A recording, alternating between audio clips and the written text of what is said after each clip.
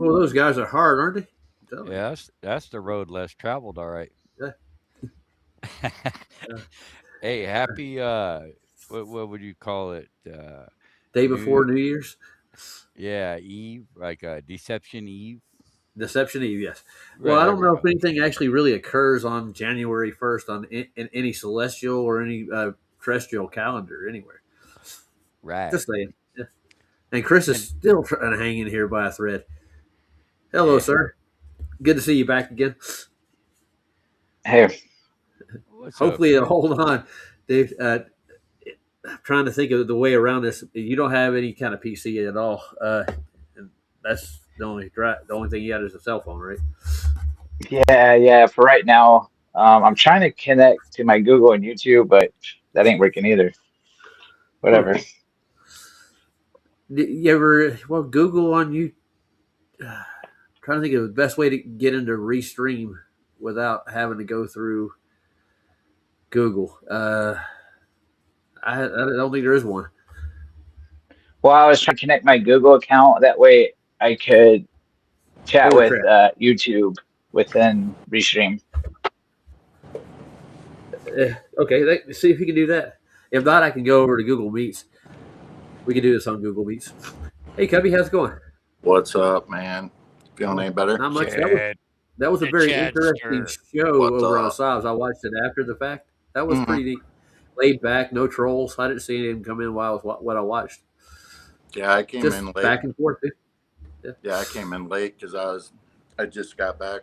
I was up at the Capitol building in Des Moines, Iowa. So I Yeah, had just got I back. saw your pictures.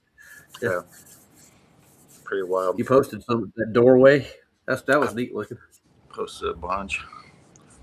That's the only one I saw More so to far. come. More to come. I didn't get a notification for Sobs stream at all. Yeah, I don't get no. Well, I'm not signed up for them, so there's that. But I don't never. I never got them before anyway. Do My you old think we ass should go was over? You think we should go over to Google Meets and do the show from here like I did last time? yeah, let's Because do it. Sound. Chris can't stay in here for some reason. It sounds like a dating app. It Yeah, does, doesn't We're staying it? right here. I'm not going to no dating app, buddy. Hey, you know, Just room meet, man. What you talking about? do You what you crazy got to do. boy. You want What's to go up, over Dustin? there? I what's up, don't brother? matter to me. Whatever you Okay.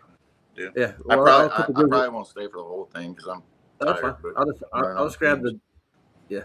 Well, go to the main chat and grab the Google Meets out of the top. It's linked at the top. And we'll just go back there. Do I'll we? let Chris know.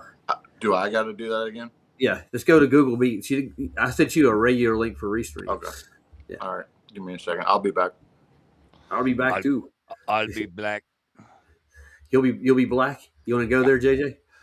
Uh, are we going there? Yeah, we're going there. Oh You know where shit. there is. Google Meets. Yeah, Yeah. Okay. I'll get there. All right. I'll be over there waiting for you. Do, no, no, Do, no, do, do, do, no. do, do, Do, do, do, do, do, do, do, do, do. do. I don't see. It should be at the link Ah, on the. Yeah, you got it. it, There's it's at the Chadwick top. and Chris. Look at there. Boom! They all pop in at once. Everybody's here. So I'll share the front, and JJ will be over in a second. Yeah. Somebody's knocking at the door. Somebody's ringing the bell. Do me a favor. Figure out. Open the door. Let them in. Um, Yeah, you heard that one before, haven't you? Who sang that song? You can keep on knocking, but you can't come in. I was thinking of Wings, though. That's what I was thinking of. Oh, Paul McCartney's little side project after the Beatles. oh, that Wings. Yeah. Somebody's knocking at your door. Somebody's ringing your bell. So do me a favor. Open the door. Let them in. I can carry you too. I despise the Beatles. I'm in the minority. So guys, I'm trying to reach out to everybody. Flats needs any help he can get. So I put up in the top corner is a donate button for his GoFundMe. He has a main bearing gone out and I think in the engine, so he's got to pay the mechanic more. I think, But Yeah. everything else is pretty much caught up. He just needs to get that put in, and he can get on the road. Hopefully, get back Right home. on. He's stuck over at his in-laws, I think, from what I understand. He's been there since Christmas, or even before that. I think it was the funeral first. His mother-in-law passed on. And I'm not on a grift here, people. I'm not making anything out of this. It goes straight to where he is and gets him what he needs. And he might stop by, hopefully. I sent him a link earlier, so we're back talking about the debate between me and Wesley. Oh, did you have a debate? No, we're going to debate on the 3rd. Oh. And Justin, hopefully, he's going to be covering the fallacy part of this story. On Is this Flat's on? channel. We're going to do it on Flats. Is this Kingdom of Context or no? No, Flats is like wants me to come over there. He thinks he can manage it. Oh, you're going to do it on Flats up there. I'm actually going to use Flats as not quite a citation. I'm going to use his demonstrations as a citation. Justin, hopefully, he's going to be covering the fallacy part of this. Whoa. So I hear What? Who's got YouTube open? Is this, AJ. Kingdom of Context or no? No, Flats is like we're on a delay too. You think you manage? Oh, you're going to do it on Flats up there. And I'm actually going to use Flats. Listen to the show again. Even not quite a citation. I'm going to use his demonstration. Hey, Jimmy. Jeez. He's going to be covering the fallacy. You hear me? What? You can't mute from your end? I'm trying to see how. I can kick him. I know that. See if I can mute him. Let's see. Houston. Yeah, he got it. Cool. Well, that was fun. We went back in time. I did that all day today. Everything was back in time. Yeah, it's like Huey Lewis. Mm-hmm. That was a great movie when it first came out, though. Do you agree? Back to the Future. Yeah. Yeah, I still watch it from time to time. Yeah, I think the first one was never ever replicated, though. I don't know why they kept making them, dude. But I guess the storyline could go on forever, couldn't it? Yeah. I didn't. The third one I probably liked the least, but I didn't mind two. It wasn't there. None of them compared to one, of course, but yeah. One had some pretty cool stuff in it. Two had pretty cool. Like they spent more money on it, obviously. There's I'd have to rewatch it again. There's a story. I want to say, is it the director? There's a big dispute between the director of Back to the Future. Oh, and the guy that plays. What's the guy? I can't think of his name right now. The guy that plays his dad. Holy crap! You know who I'm talking about? Yeah, I know who you're talking about, but I don't know. Yeah, the actor that plays his dad. Super nerd, dude. Like he plays all the nerd parts. Yeah, he's real bent out of shape with like the pay dispute between all the actors. So I don't know. He was all sour about that, and I guess that they had lawsuits and blah blah blah blah blah. But anyway. Oh well. Yeah, he didn't come back for the second one or something because of that. Yeah. Mm-hmm. That was it. All right, I think I got it figured out. Y'all hear me fine? Oh yeah, you're good, dude. Mm-hmm. I don't know what you All had. right. I think you had YouTube open. It's delayed compared to what everybody else is here. You can hear my stuffed up voice too. It's horrible. Right. Yeah, that was my B. You be? Yeah, I was promoting your. Hopefully you're going to live stream my debate if you can, JJ. I'm putting you on the spot. You want me? Yeah. You want me to live stream your debate? Yeah, and I'll give you a list of fallacies you can like check off. I'll get a general list of fallacies if you want to give it a shot. I think you can give Bruce a run for his money. Huh. We'll even get you a voice changer too. You can sound You're just setting like the him. bar high, man. Setting the bar way high. Way high. Nah, it's not a high bar, is it? What do you think, if you don't want to do it, I'm not going to put you to it. You know, I thought it was a good idea. When are you doing it? It's going to be on the 3rd. Gotcha. You got to keep it in the foundry, you know. So is Sean going to be the moderator? No, Flash is going to do it. Oh, Flash. We got a format set up already, so that's the good thing is. But Wesley doesn't want to. He wanted to throw Newton in there again. I told him nope. They don't even use it, so out, go. So we're sticking to Einstein, relativity and special relativity, and I'm asking him for citations and demonstrations to prove back up Einstein's claims. If he's gonna defend Einstein's theories. All right, I got a question. Yeah. So I'm pretty confident I know what you guys are going to say, but anyway, I'm still going to ask it. Go for it. So when you're moderating a debate, and I understand that, like, you guys would want fallacies to be called out and all that. Oh yeah. But as a moderator, like, you have to be non-biased and everything. Yeah. And in their head, like, they think it's real, right? So they're going to say it whether we say it's a fallacy or not. And I think as a moderator, it's kind of hard to call out fallacies because, you know what I'm saying? Because that kind of, like, we know what they're saying. We know they're fallacies, but as a moderator, you're trying to be non-biased, and no matter what they think, you know, they think the fallacies are real. So it's kind of hard to tell people, you know, what they're supposed to say or think, I guess. Well, yeah, if you're pre-assuming your outcome is usually that's where I start with. Like any of the citations that are they're not really citations; they're actually fallacious in reasoning. Yeah. So I get that. Yeah. So that's just I want to do a point system. You know.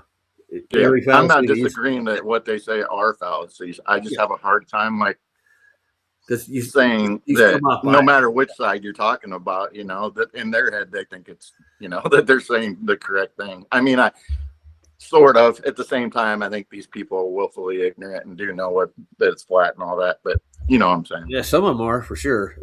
So there are real believers out there, true believers, I would say. But to me, like in a debate, you would have like your own. You have a question, and you each get a chance to answer that question, and then you have an opportunity for a rebuttal, maybe, and you keep it in time limit, so it ain't like a complete argument or just a continuation of rhetoric. You know, you don't want to draw on and on. You know, and then it sounds irrational, and it's not a very productive thing. Yeah. Oh no, it's not. And we'll have an opener. Both of us will have a rebuttal for each opener, and then it's like I think there's a time limit on both. And then the mute button. The mute button. Yeah, like for when it's one. Oh yeah. Yeah, that's helpful. Yeah, because there'd be people clamoring like, "Wait a minute, he's making a fallacious statement right now. I want to correct him before he gets done with his opener." You know, it's for the audience, man. Oh look, AJ's got a beard. What the heck? That's CIA. Yeah, no, he hasn't got the sunglasses. But yeah, I mean, I don't know. It's hard to please everyone, right? Yeah, but see what it is with his claim. Oh, he's raising his hand already. What do you need, JJ? Oh no, I was trying to zoom my camera and it looks fuzzy to me. Don't look fuzzy to you? Yeah, kind of. Mine does. Yeah. When I move quick, it goes fuzzy for sure. A little blurry. Yeah, right. What I'm doing up front is I'm having to provide citation and experiment validation for a citation. Real quick, I think it's focusing on the whatever. Oh, it's filter. His background. I see Union Glacier. The background or the filter, one or the other. That football sun. Yeah, I guess it can't be the filter because that's not showing up through the camera, obviously. No. It's probably the add-on you got, like the face. There, yeah. It's the background or something. Yeah. Anyway, no biggie. Well, we're not worried about it. Let's see. I'm gonna put a filter on mine. Let's see what I got. That Union Glacier. There's no way you'll ever be able to get in the marathon, so I figured I would try to apply for a janitorial position at maybe McMurdo or something. Yeah, that's what I was thinking about doing, or maybe the Scott, whatever. What's the one at the 90th, or close to the 90th? Yeah, I think it's McMurdo. Or the McMurdo's off the glacier. Scott. Yeah, that's the biggest one. Yeah, they need a few janitors out there, toilet scrubbers. I'll do that. I got the circling sun right here. Oh yeah, he's got it right there. Look at that. I mean, it's got the best sun. It's not artificial. It's not CGI'd in or anything. I ain't no bushman, son. Anyway. All right, get that out of the way. How does that look? I'm a blowfish. Beautiful. Hootie. Really? Oh, there's nothing wrong with Hootie and the Blowfish. Come on. Not a handfish, a blowfish. Huh? Yeah. Darius Rucker. Yeah, Darius Rucker was awesome. I hear he was almost criminal last time he was around. He was here, like, what was it, last year or year before, for the John Deere Classic golf event. He played at the There. little concert thing they had. Let's make sure the audience is all happy. Yes, audience, are you happy? Flats is here. Hey, Flats. No? All right, we're leaving. No, I'm just... Everybody's running off now that you're here. Who else has come in? Let's see. Yeah, I've already said hi to Santero. Oh, the Hey, Center. Wild Aussie woman's in there. Hey, Wild Aussie woman. Wild Aussie woman. Yeah, she's Aussie.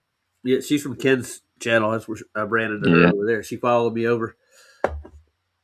I like them wild. Like, yeah. Well, happy Hanukkah. Happy. Is it Hanukkah right now? It is in JJ's house. Oh, no. I thought Hanukkah was 12 days, right? I'm not Jewish, so I wouldn't be able to. I didn't even notice that. It is Hanukkah. You're going to have to ask Dave Weiss. I don't know. Let's call Dave. Oh, Dave.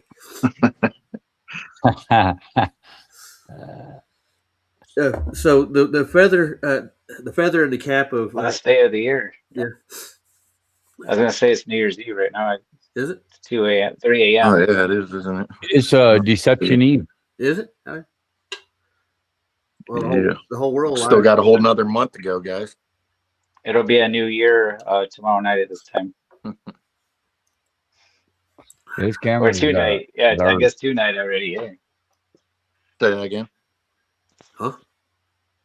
Chris, what did Chris just say? I don't know. What'd you say? Yeah, tonight. Right now is night.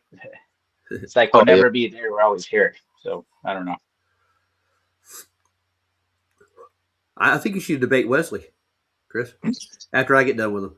I don't ever want to even talk to that guy again, let alone debate him. He believes in space-time continuum. He's a believer.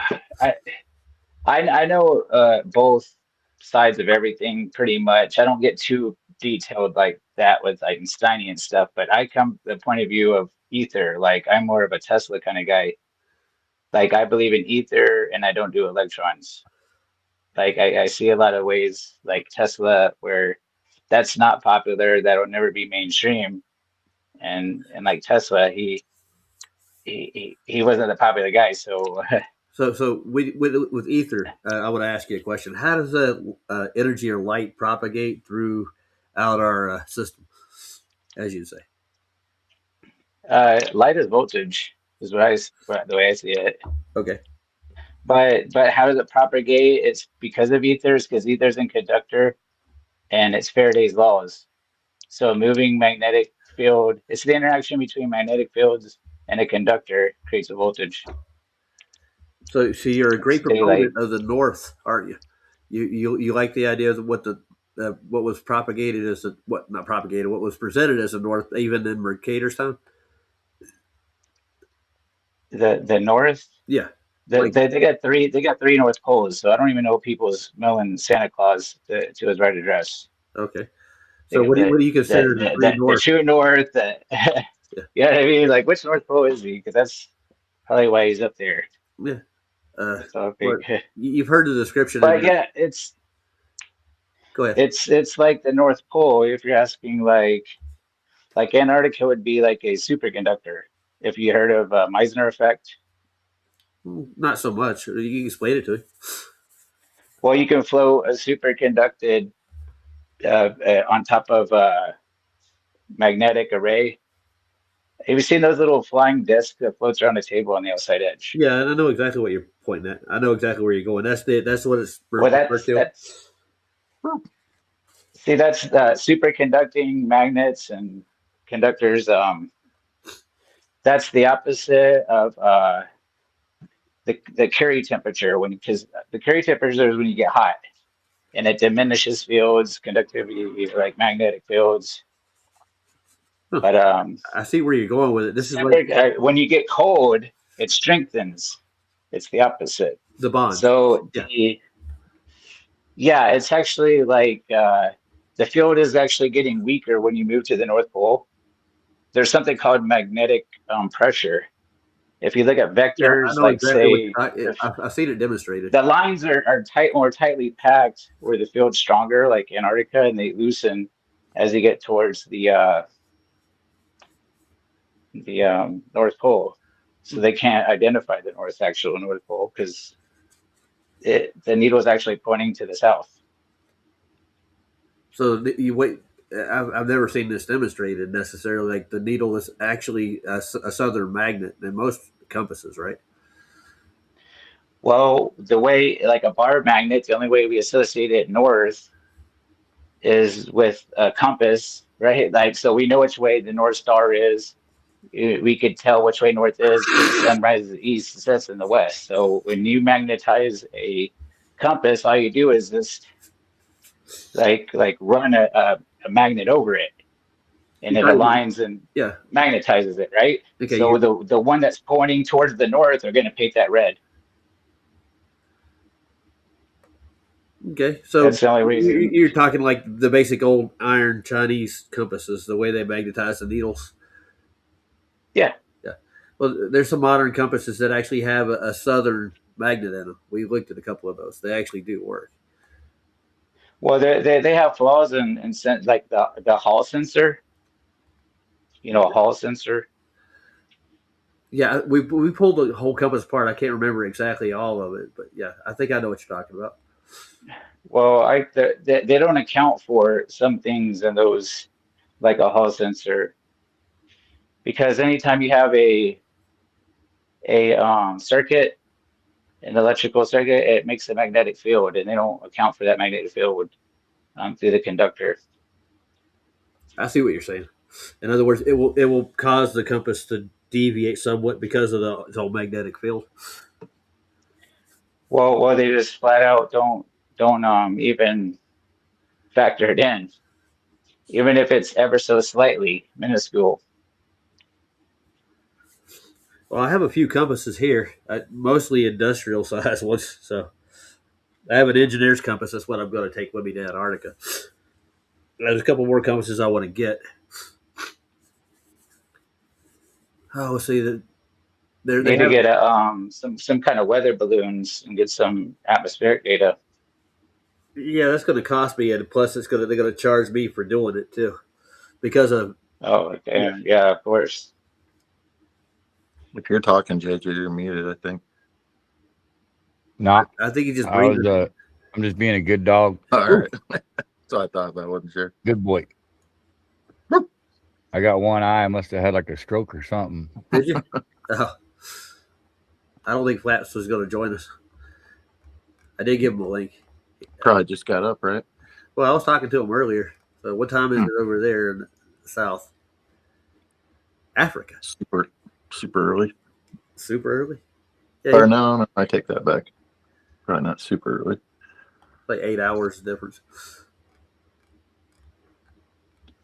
So yeah, guys, if you stand corrected. Sorry, what? No, go ahead. Say what you say. That's all I was saying is I was wrong. Just wonder what time it is there still. I should look it up. I think it's 8 hours difference. They're ahead of us, right? He's not in the U.S.? I thought he was. No, he's South Africa. Oh, okay. Learn something new every day. He's from Elon territory. I don't know that either. Just Devon Island. Close. No, we're close. So home of the muskox. The muskox. Yeah. So, Chris, in your ideas, in your mind of what the sun and the moon are, they're anode and diode. Diode for sure, like a light emitting diode for the moon. Yeah.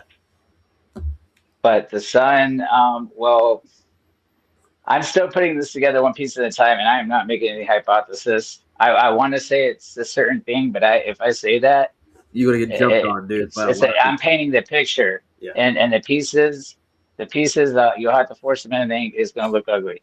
So I'm waiting for the pieces. You know, if I get stuck on something, I'll go work on something else, and then I'll find a piece that'll, like, sometimes they're like a domino. One piece is like, boom, you get all these other pieces. Yeah. You know what I mean? Like that Metatron thing with Mark Sargent. once you get a piece like that, like all these other ones fall into place. You know what I mean? Yeah. Okay. So, can you elaborate on the Metatron thing a little deeper than you have before? I don't It's think I 10, got the whole thing. 10 a.m. over there, by the way. Now, Go ahead, guys. He's probably dealing with the kids. I'm thinking they're probably up right about now. Right on. No. Talking about me?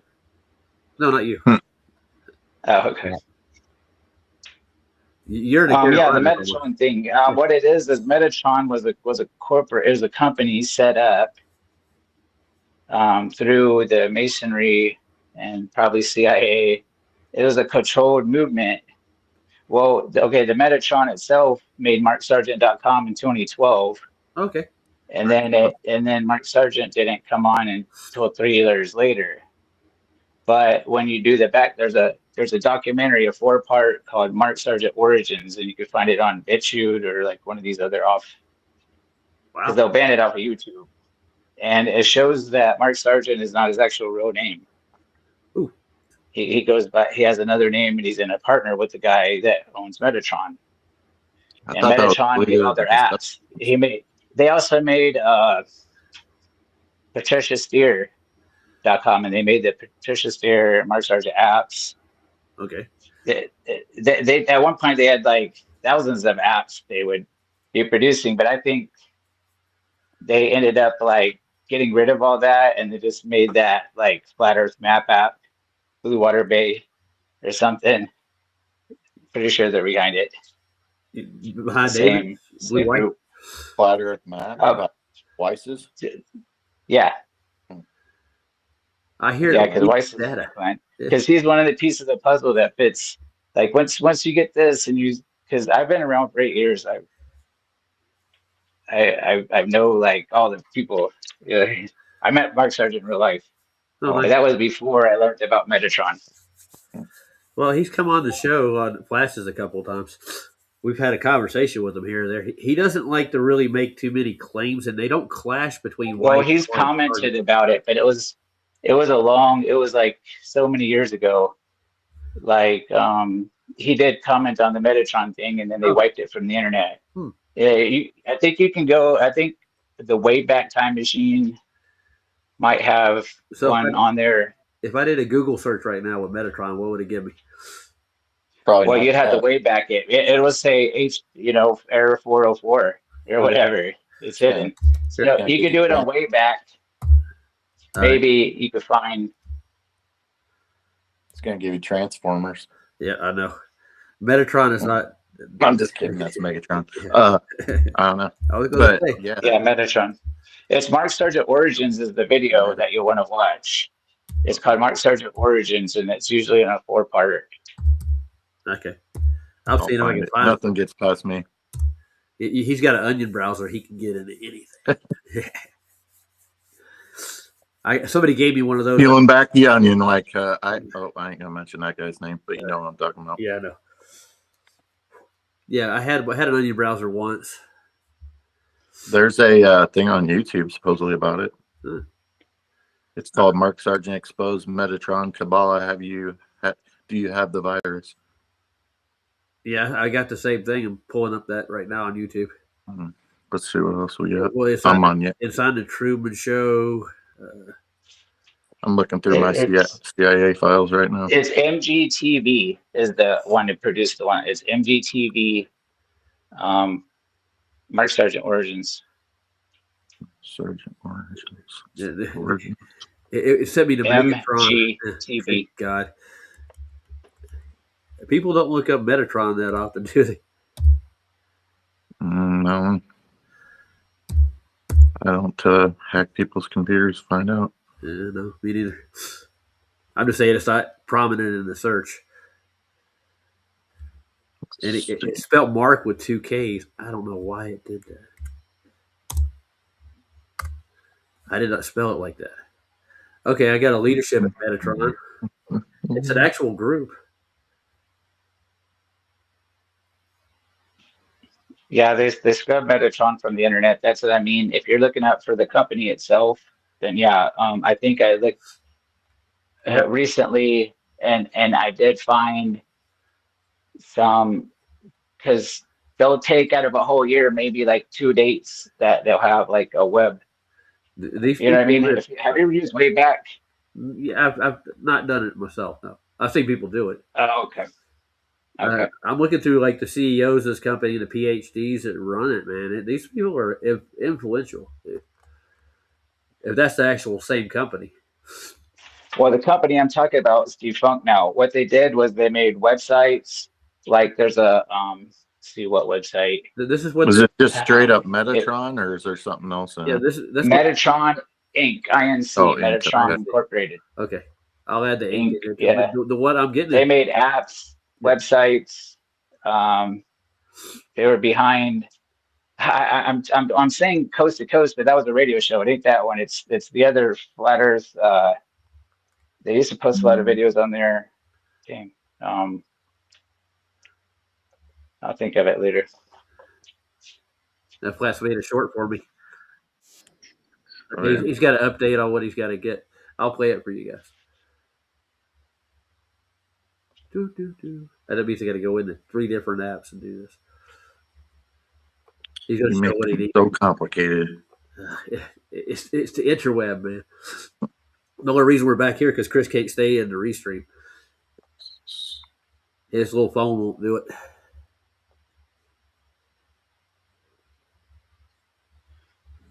What was that website? It was called like Truth TV or something, and they would have podcasts. Uh, Like there would be Mark Skiba and Karen. A lot of the main ones would be on it. well, I went right to infinity. Why am I sharing that? Wrong one. And it's like, through Coast to Coast. Yeah.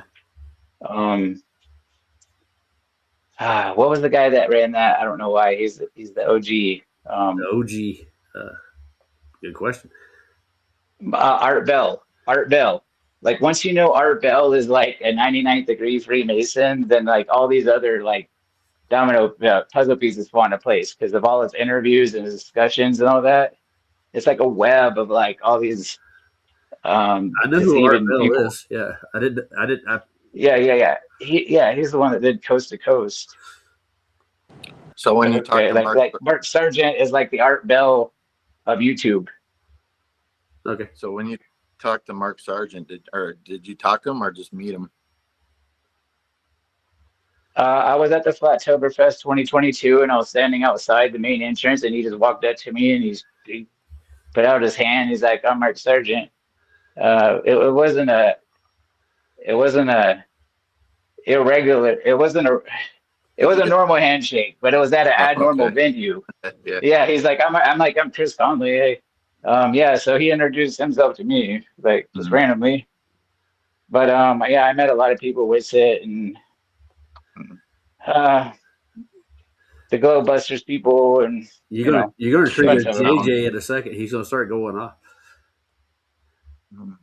But yeah, it was at a freaking Shiners Club in Greenville, South Carolina. I thought it was weird when I was there. I was like, why is there a big rocket?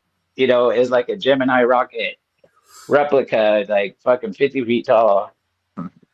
Yeah, I'm like, this is weird. Yeah. We're at a Shiners. Are we infiltrated them? But no, they were infiltrating us.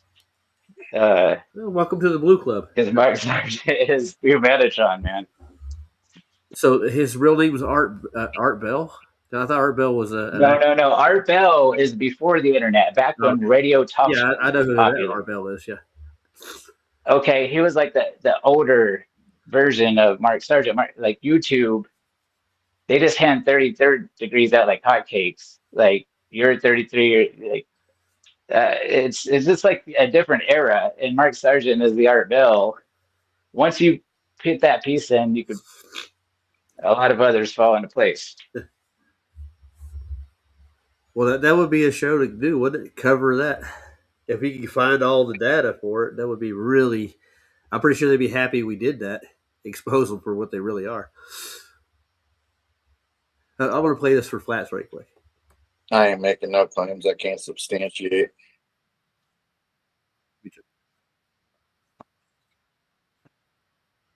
There you go.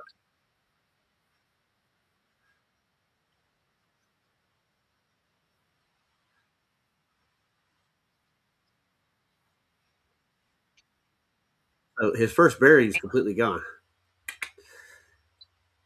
That's nice, isn't it?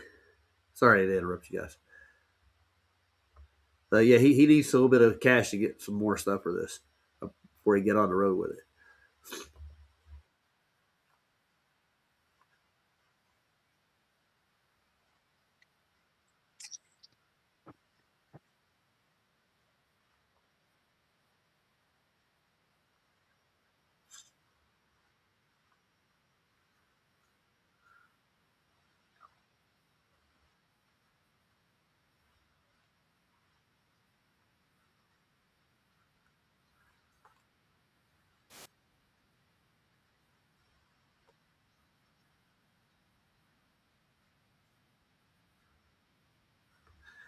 If you can't afford to send them anything, I suggest to share the link, grab the GoFundMe link, and go.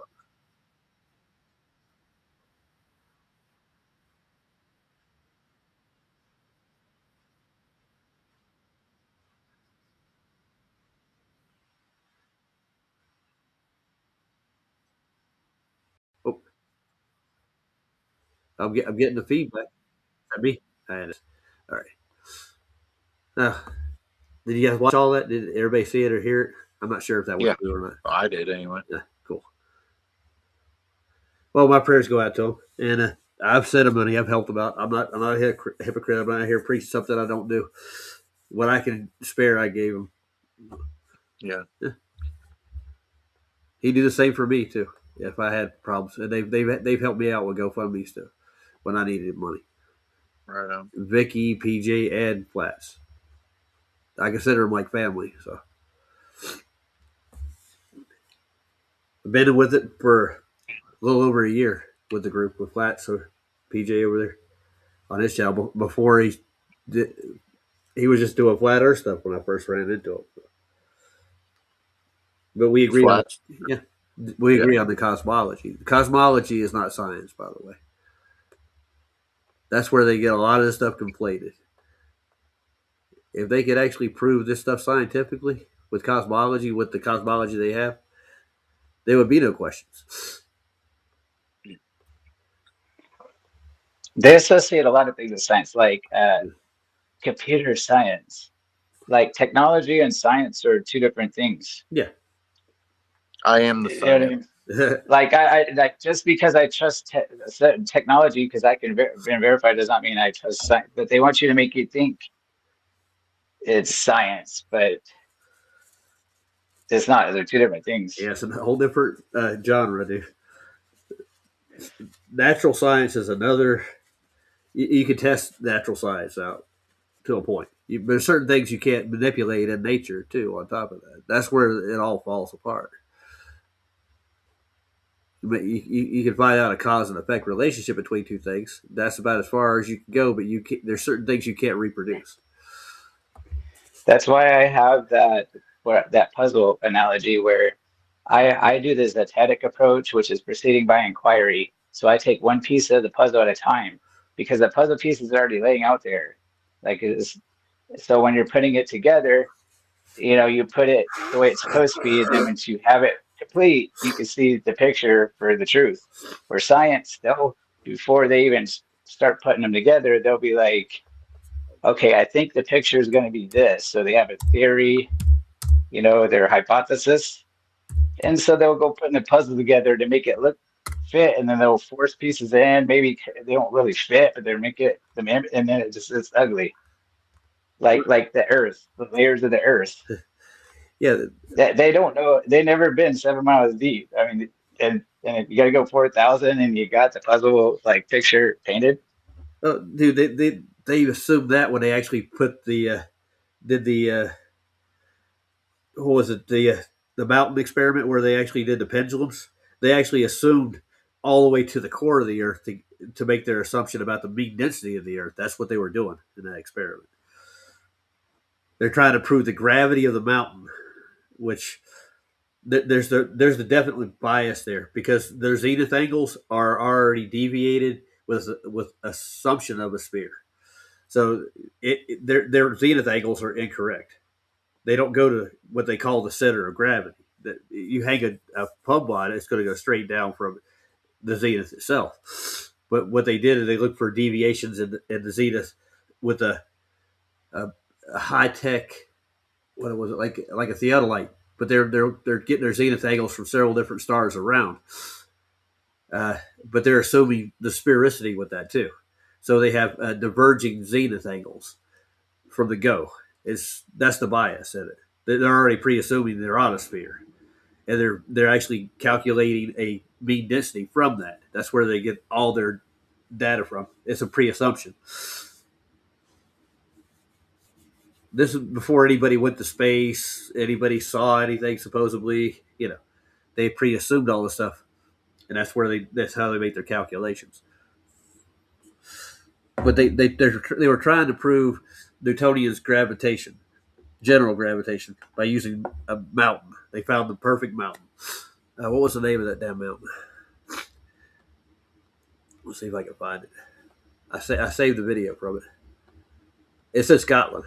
It's supposedly geometrically perfect, almost the ideal mountain. And they figured out the density of the mountain, and from that they calculated the mean density of the Earth. It's quite a leap. I saved this on my playlist. Let's see. Yeah, but they're also saying that, a mountain is bedrock, and then that bedrock goes deeper and deeper underneath the soil, into the flatlands. Well, they're saying all this bedrock's floating on lava. Since when does granite and rock float on anything liquid? It doesn't, do at all. Yeah, but they had a pre-assumption of the mantle and all the rest of the layers all the way to the molten iron core when they did this experiment too. That's another pre-assumption they made. They make a lot of pre-assumptions. They're trying to confirm their theory, and they'll do anything to shoehorn it in. It's crazy. It really is. I could not find the actual experiment videoed. I can't find it. All I can do is find the layout and what they did and the kilograms that they weighed everything out and the mean density of the Earth. It's and they have this horrific story to go with it too. Whew.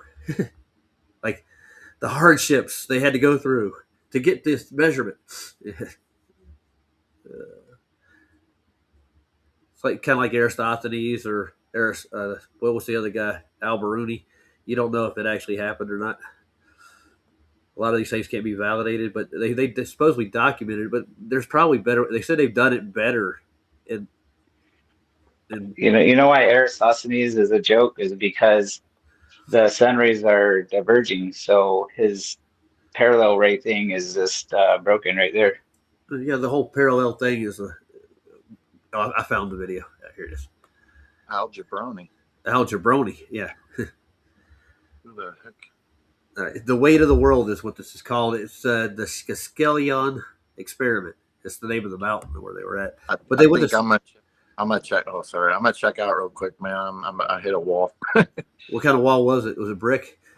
It was a masonry. Oh, sorry. Anyway, no, I got to roll, man. I'm practically almost. I hear you, man.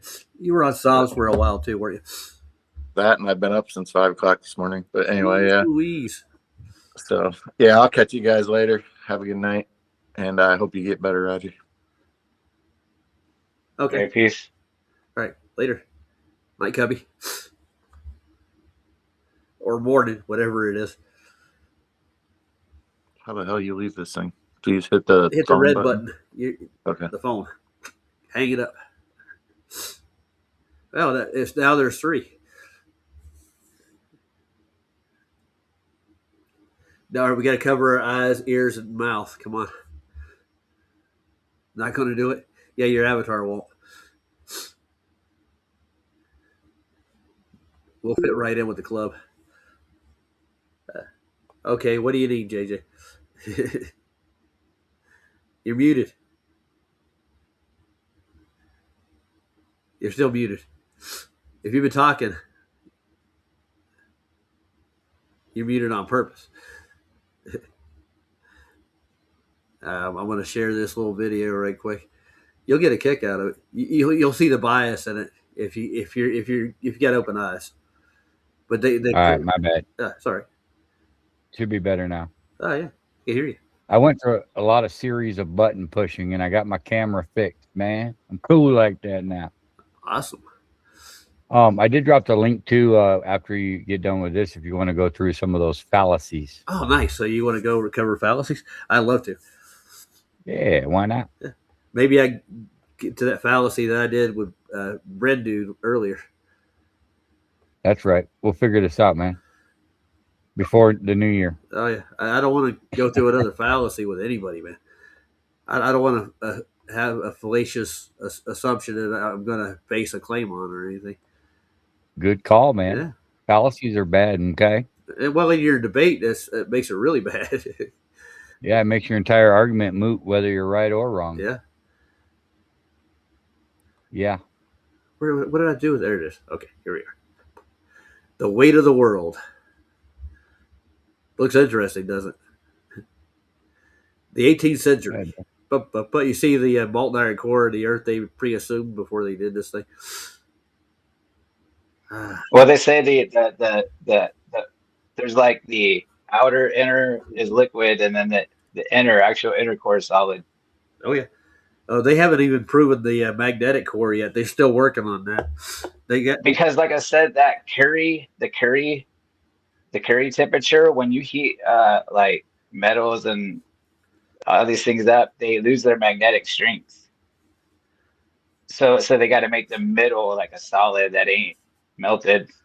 Yeah, but how does it stay unmelted in a molten in a non-molten state? How does it sit inside of the liquid core? Yeah, I'm just like, how does granite float on lava or liquid?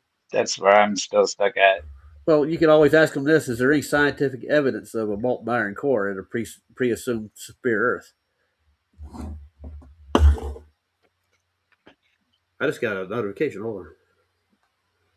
Is there an imaginary core to the imaginary Earth? Well, I think there is, dude. If you imagine so, that could be. Only if you imagine possibilities are endless, right? Yeah, they are, dude. I love those endless possibilities. Oh yeah, by the way, that'll get it narrowed down. We forgot to say it's Justin's Appreciation Week, right quick. Appreciate you, Justin. Incredible. Yeah, you the man, dude. Big salute. Big salute. Whew. Hell yeah, man. He's a good dude. Yeah. He deserves it. He puts his money where his heart is, I guess. Seems like it. Yeah, I've been there, man. Yeah, I've done it too. And we're a community to a point. We can do what we can do. We don't have a PhD or a six-figure salary, or do we have 800 count thread in our Egyptian cotton sheets? Do we? Oh, I don't have that. Sorry. Somebody was saying they had that the other day, and it made more of a man out of them. I'm not going to mention any names. This is Andrew Tate. Yeah. What? Say it again. Andrew Tate. Andrew Tate. Yeah. No, there's somebody in our in the arena who actually said it in chat the other day, and I'm like, who judges themselves by what kind of thread count you have in your sheet? It's good to have a good count, and the sheets are more comfortable and stuff. Yeah. But I mean, not everybody can afford that kind of stuff, you know. That's like bragging about how much money you got, basically. All right, let's take a look at this little freaky experiment.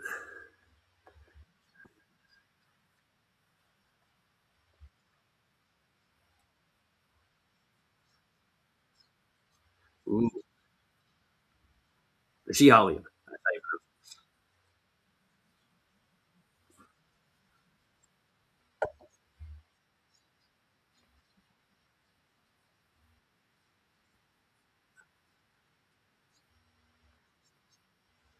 Look, they're weighing the planet right here. Look at them with a big brass ball. That's how I'd do it.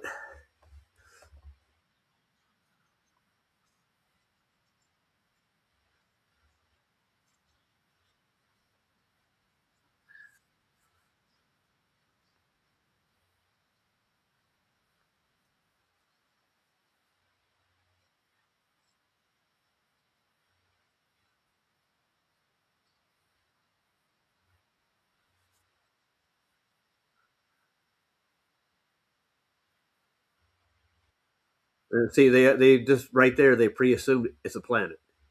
That's your first problem. Isn't it fallacious, JJ? Absolutely. Damn straight. Sounds like science. Yep, it does.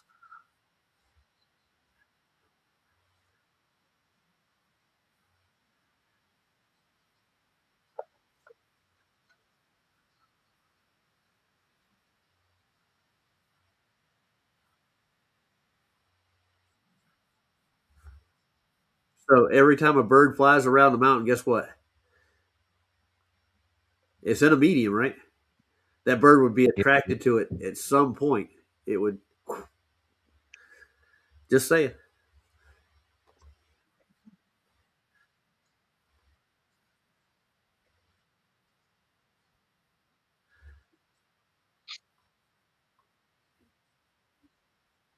There's another fallacy, right?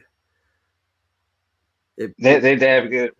They'd be rebuttal. They'd be not a hummingbird. A hummingbird defies gravity or some shit. Yeah. Well, I'm just thinking about like pre-assuming that the mountain and the earth has gravity without any evidence that gravity actually exists. The fallacy that Boy is saying you have no audio on the video. Ooh, that's not good. Okay. No bueno. Yeah, let's see if I can get it on here. Make sure. I'll take it back so everybody can hear it. This is with some of the videos I get in the Google Meets. I can't get the audio to go through to the other side. Got to make sure it's shared the audio. You're damned you do, and you're damned you don't. Well, it's saying it's presenting audio too. So yeah, I can hear it on the meat side. Yeah. Let me go into Restream, see if there's something I can adjust over there. If not, this is going to be like a small show for just us. We don't want to do that.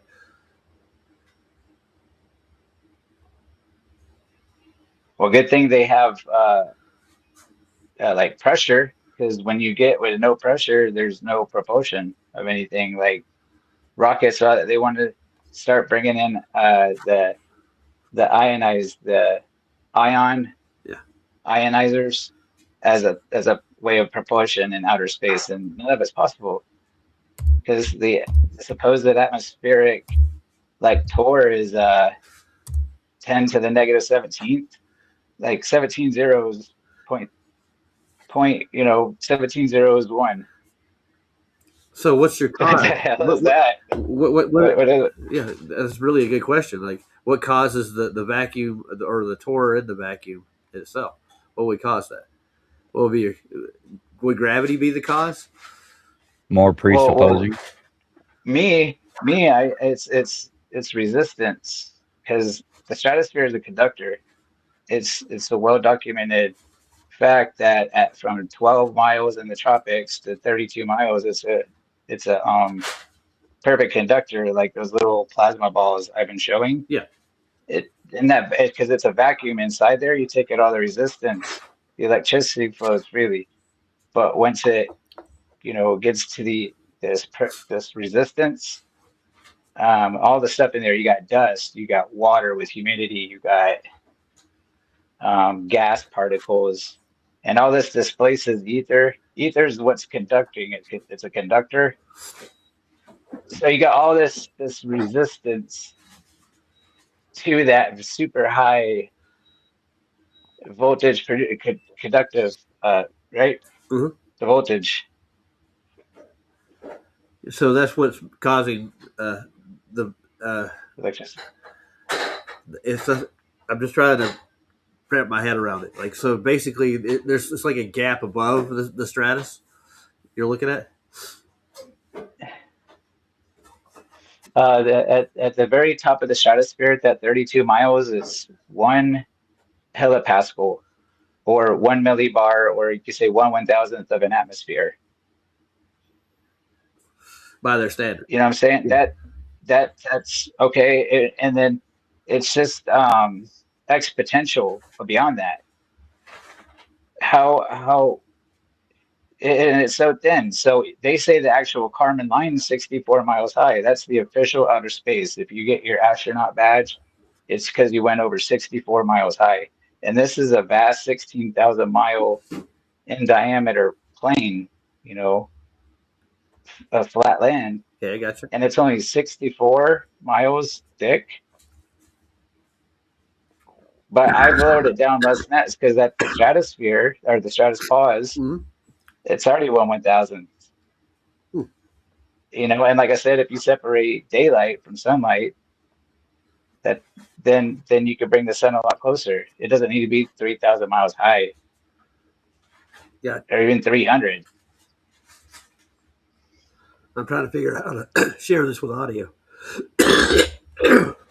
Excuse me, guys. Also, that number that you, I noticed you were on Solid the other night and you couldn't recall the number of electrostatics being 10 to the 36 power, more times powerful than gravity. That was Lewin's, right? His go-to. Yeah. Right? Yeah. 10 to the 36 power. Well, they base it off of that 9.8 meters a second and fall rate, and that fall rate is also associated with the 9.8 volts a meter in the atmosphere. There's a voltage potential gradient in between the Earth, which is a conductor, but it's more like a semiconductor, and the ocean, that's salt water, that's more conductive, but it's not as conductive as the stratosphere. It's a perfect conductor. It's pure ether up there because there's nothing resisting it. Yeah, Okay, but what's containing the ether? like That's one thing I got to ask. this potential gradient. You can associate the same with the the same rate of speed. Yeah, but I mean, what's the containment of the ether itself? There has to. I think there, if ether is actually some sort of conductor, it has to be within a containment. I mean, that's physics in itself, right? I would imagine the toroidal field is I don't know if that's not considered contained or what. Is there a firmament over a toroidal field? I don't know. Well, Now the toroidal field is from the globe model. yeah, Is it? yeah, because they use a straight magnet. Yeah, where this would be like an electromagnet. If you have a coil, and then it's all going to come through evenly throughout. An electromagnet is a coil wire, and you apply voltage to it, and it turns it into a magnet. Well, I'm going to try to play this one more time, Greg. So I think I might have it. So let me give it a shot. Yeah, I understand the difference between. But when you use metal shavings, Yeah. and this is a very vast, like, and I'm talking about like Antarctica being, a superconductor and like an MRI machine, like probably type situation where you have the primary coil, then you have a gradient coil, then a shim coil where it homogenizes the field, where you can get the Meissner effect. And this is to deal with like magnetic pressure, and it weakens as you get towards the North Pole. But it's all relatively even throughout. But you have other things affecting it, like you have the coastal effect because the ocean is creating a voltage. It's called MIV, motionally induced voltage. It goes back to Faraday's laws Okay. of induction. A moving conductor through a stationary magnetic field. That's how they measure voltage in the ocean, just through MIV. But on the coast, because the ground is less conductive, it's got water channels all through it, mineral water, and the deeper you go down, the more resistance you have, the denser stuff gets. Even with the ocean, the deeper parts of the ocean, more resistive, less conductive. But anyways, the coastal effect is where you have a that coastal effect. You have a high voltage spike, so that's why I don't put power lines too close to the coast Okay. because there's atmospheric potential is much greater in those areas, which affects the magnetic field. Sorry about that, guys. Something fell down. I'll be right back.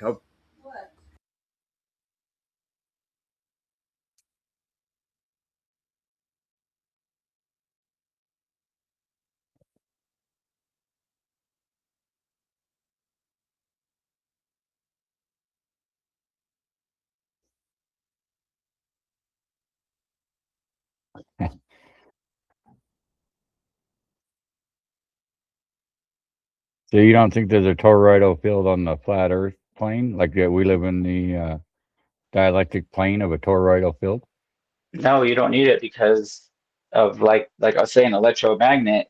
You could take metal shavings and a piece of paper, put it over it, and especially if you make it wider and faster, you don't get that. It's less pronounced. Like it's even throughout that way. Like God made this timepiece like perfect. It's synchronized. Like he's way smarter than um, the scale, time and scale that he's on. Like I say, like transistors in a processor, there's billions of them, and they run at gigahertz, so millions of times a second. And we're in the realm, we're on like 60 hertz, 60 times a second. So they like AI could process stuff fast, but they're a little dumber. Like you outsmart them. But we're slower but smarter. And God, he's on a time and scale where we can't comprehend. Like the on off is like day night. Like to us that's slow. It's like slower, but so much smarter. So incomprehensible. I kind of see what you're saying. I'm looking for like more like the pressurized system that you're talking about. That would set a bias to keep everything at equilibrium, right? Can you guys hear me? Chris? I can hear you. Okay. Say that again. Sorry. Or, like for instance, they always fish for the downward bias. What's the cause of why everything's set in the downward direction? It seems like within nature. Yeah, resistance. That's what I say is resistance because of the way. Just because if you only focus on just through the stratosphere, then that's what the pieces show is that it's resistance because everything. It's only 1.2 miles between the Earth's surface and the clouds at its deepest. Yeah. So that's where everything lives. That's where everything on Earth is at in a 1 mile area, right? All living creatures that we know of. Yeah. Yeah. Right, all biology and everything, and that's where everything has, and everything here has resistance. That's what's all in common. It ain't magnetism. It isn't how conductive something is. It's resistance. So basically, it's all electric, my friend. I'm going to try to play this again, see if they get the audio. It's almost like yes, electricity is real. Let's not deny that. We get shocked all the time. Oh yeah. Oh, you get friction for everything, almost.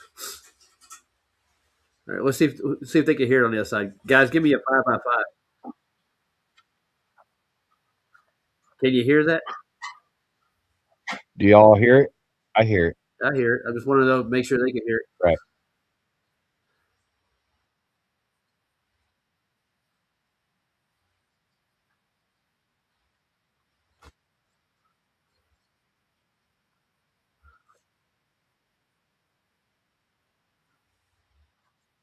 I'm not getting an answer back. Anybody? Me neither. They should be able to hear us asking at least. Here, I'm going to go to YouTube side right quick and see if I can hear it. We got no hearing. They can't hear it. Can't hear it. And Taro says nope. Nope. Negative. I can share it on the YouTube side. Yeah. Hold on, give me a second. All right. You think you can manage to come over to YouTube side, Chris? No, I'm sorry. Say that one more time. I've been distracted. Go over to the restream again. Sorry. Okay.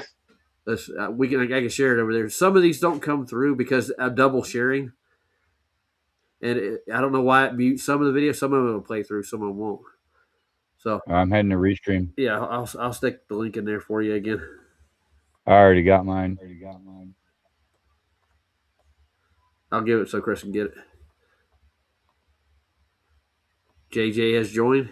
Okay, I'm gonna kill this and try. Yeah, give it a shot. See what it does. I gotta stop sharing the Google Meets. Boop. Hey JJ, long time no see. I wish everybody had the best technology in the world that we had to have no ups and downs with anything. It's interesting to hear the theory of what ether is purported to be, but I'm still looking for the definition. I want to see, besides the conductivity of everything, it seems like just about. But I guess that's a good way to look at it, I guess. I gotta go back.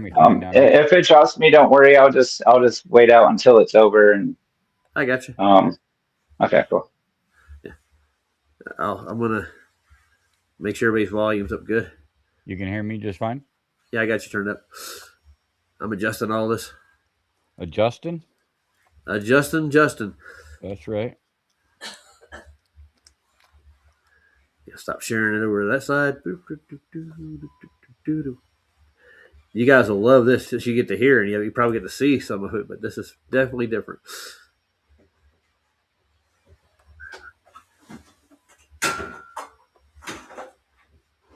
Pretty looking, isn't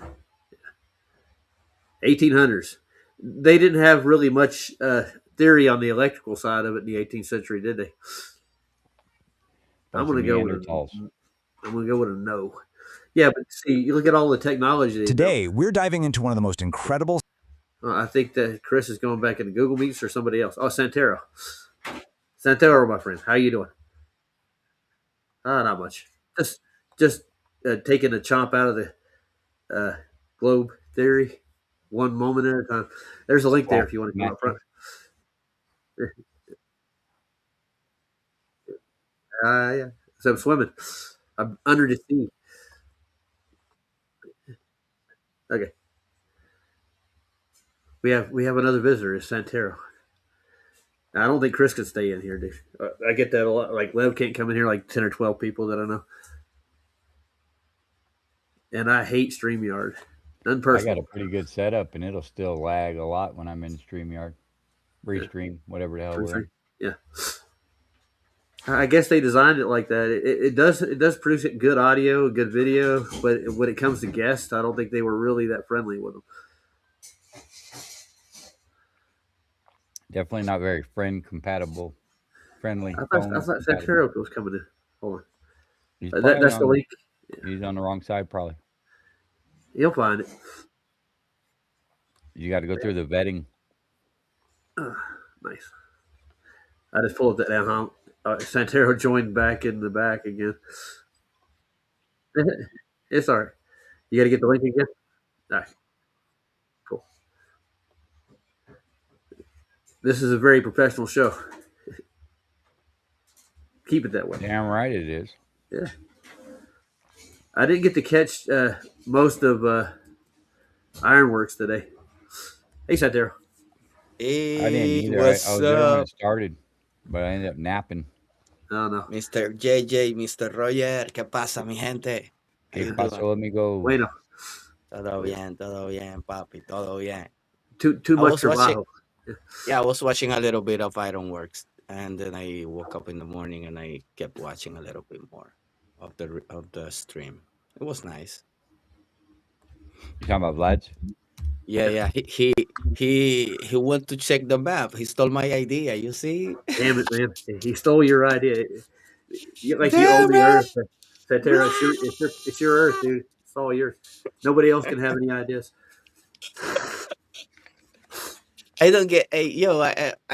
I don't get what Chris is saying about the ether. I think the ether is both the wave and the medium, brother. It's impossible to separate it or to get it. You're never gonna be able to do it. That's the like the, the computer when you start the kernel. You know what I mean? Yeah. I know what you're saying. Without the kernel, it wouldn't work. It wouldn't even know what to do. You could do whatever you want, but if you don't have that main code, you won't get it.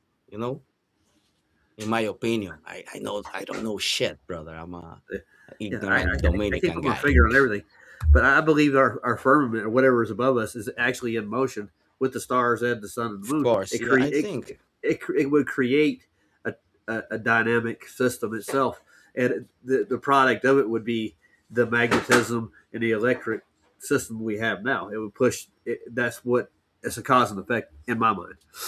The good thing about speaking a little bit of languages is that you get to see a lot of content in different ways. I was watching once when I started looking into the flat Earth stuff, a video about a scientist who worked along Marconi. His name was Pierluigi Igina, Okay. and as soon as the interview started, the first thing he said to the guy was like, one thing you need to know is that the earth is not moving. La terra è ferma. Una cosa che dovete sapere è che la terra è ferma. He said Yeah. that in Italian. And he was explaining a little bit how the sun works, and it's very interesting the way he described it. And this guy used to work alongside Marconi, so it's not a nobody. Rest in peace. Yeah. It's interesting, man. Yeah. Oh, I got a citation I'm going to bring to the debate with me. It's actually the quote straight from Einstein himself. I'm going to start off with it. There is no optical experiment or physical. He doesn't really add it like physical, but there's no real physics that he can actually demonstrate to prove the rotation of the Earth. I think the physics he was looking at were like the orbit of the sun around the Earth. He could not prove that in the physics, but he can't prove optically with any experiment because he went through all the so-called optical experiments they say proves the rotation of the Earth or even its rotundity at that. He found them to be invalid in his own mind. So that was his quote. What I mean, it's like trying to weigh the Earth. First of all, what's your comparison? What's are you gonna use to compare the weight of the Earth? And second of all, where is the scale? How you gonna weigh the scale without another scale? You know what I mean, JJ? It's like Yeah. you need like in order to get you need a reference point. You know what I mean? Yeah, What you is the need reference? at least 5 fallacies at least. This is stupid, bro. Yeah. This is like logic 101, man. This is very stupid.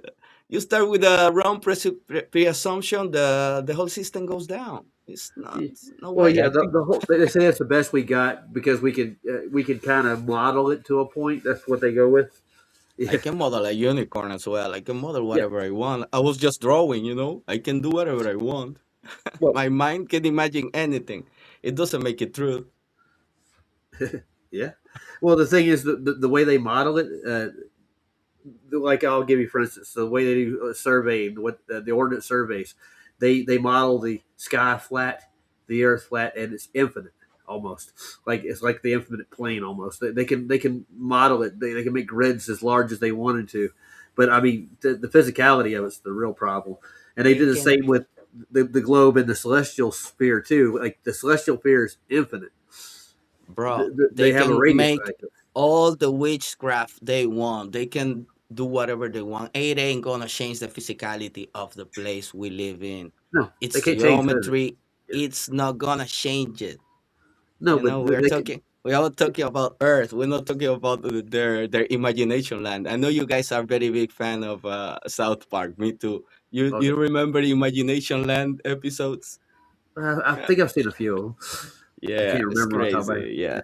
Well, yeah. Well, what they do, they make these coordinate systems based on these. How would I put it? Uh, they model everything to what they want it to be. They could change the size of it whenever they wanted to, and they actually redo the grid on a regular, especially the ordinate system. But They just even in their own words, just this word triangulation. Just look at yeah. the etymology. It's there. How do you Well, triangulate on a sphere? you How do can't. you do that? You Well, can't.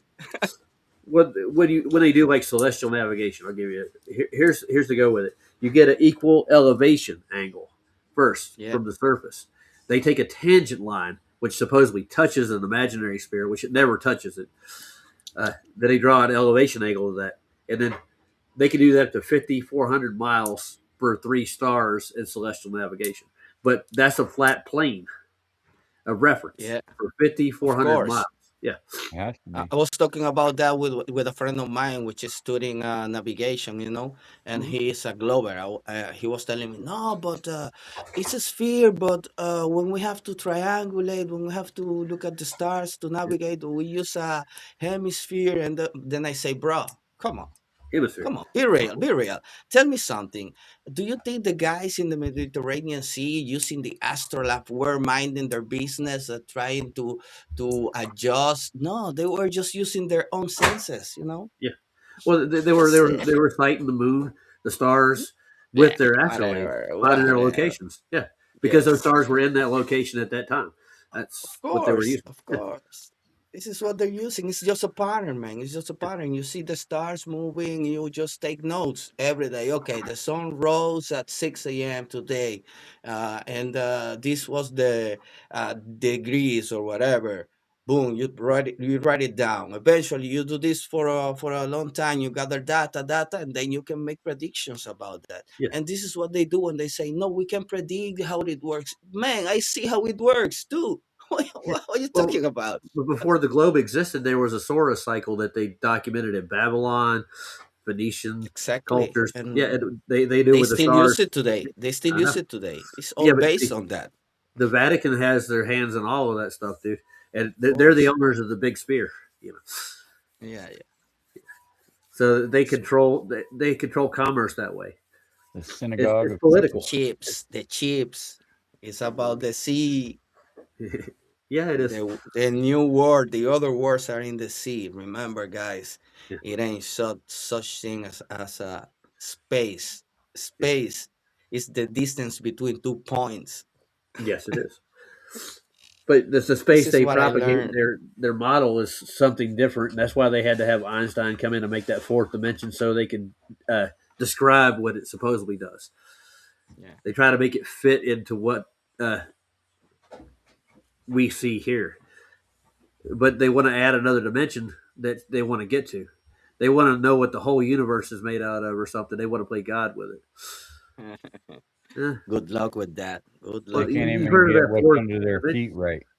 Yeah. Yo, guys, if you want to play God, build a terrarium. And remember, when you build a terrarium, you will still need a container Yeah. in But order for it to work. you'll also need a heat source and Of course, heat water. source, Yeah. a cycle, everything. Same thing we have here in Yeah, Earth, like guys. Earth. Yeah, there It's you go. just a big terrarium. Yeah, but Deal the with thing it. is, I don't think you want to get outside of that terrarium, man. I don't. I No, wouldn't want to go. it's like this is the way I look at this whole situation about the world. I think of it as a big machine. And Big if you are inside of a contained system, if you go outside of it, it's broken. You cannot leave it. It's impossible. You break it. Yeah, If you break the circuit, the light goes out. yeah. So Certain death. I'm going to interrupt you guys. I'm going to play a little more of this so the audience can hear it. And Chris Let's wants to go. come back in, so I want to give you an idea what kind of video this is. The 1800s, man. This supposedly happened there. So there's a couple of I things was they there. tried even before Look, that. This is I was a good. behind the mountain. You're behind the mountain. Oh, what were Yeah, you doing yeah, back I there? was there. All right. Mount Scientific Looking for a female adventures of the Sasquatch. 18th century. Or you? It's a story about Did you track genius, them? pure grit, and one very special mountain in Scotland.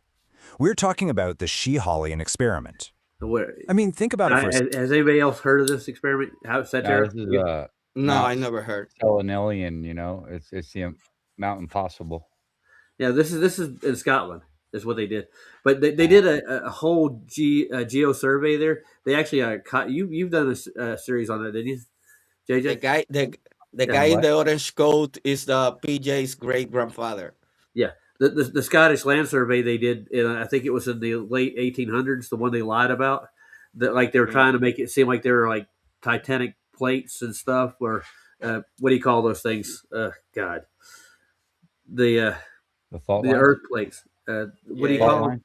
Fault line? Not Tectonic fault lines. plates, The Tectonic fault plates. lines. Yeah. tectonic plates. Yeah, they were trying to present Scotland like it was a tectonic plate, but geologically it wasn't. And they had to, the actual the public offices made them go back and redo the survey again. They were just taking core samples of rocks and showing the Bro, granite. I don't get it. I don't get it how these people make it so hard to understand this. These are just peak of mountains, you know? It's like when you flood a terrain, you know what I mean? The highest surface is gonna go above the water.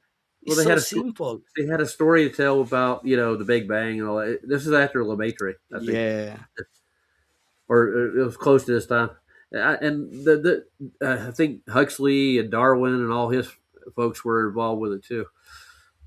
The Royal Society of Sciences are pretty corrupt. They were paid off to push this narrative for science. They wanted to get rid of the Christian narrative of Adam and Eve, the Bible, and all the rest of the other cultures. They wanted to get rid of their narrative and set a one world story about evolution. And I used to not go just to the a evolution of monkeys and stuff. We're talking like the evolution of planets, stars, and all the rest of it. I had the best teacher ever when I used to go to a Christian school. She used to say, "Listen, guys, I'm gonna teach you today about the theory of evolution. This is nonsense, but I have to teach you this. We don't believe in any of this. This is impossible," she used to say. Make up your mind. That Chris said Pangea it. crap as well. You know, they want us to think all this land was all connected at one time. That's some bullshit. When you're talking about Pangea, that was part of the whole push Yeah. too. I'm sure. Yeah, maybe it was connected before of the big flood, but it's not moving like they say. I don't think so. I think the Earth was broken up during the big flood too. Yeah. By even the statements of the Bible and even the rest of the flood stories. Yeah, the water, the amount of water it would take to flood the Earth would be a lot more than just 40 days of rain. That'd be a trickle in the bucket. Yeah. Yeah, so it does mention that the windows of heaven were opened in the Bible, and the fountains of the deep were broken up. So that would explain a lot of the chasms. And what are those things? Those craters? Yeah, just The popping out of geysers. nowhere. Yeah, Geysers. yeah, perfectly 90-degree angled craters too, just like on the moon. Always with a center spot too, like a dot in the center, like it, healed over from being able to push water through it, right? Yeah, miracles never cease. I'm telling you, especially in the heliocentric model. Right. I'm just waiting for a video of water going uphill.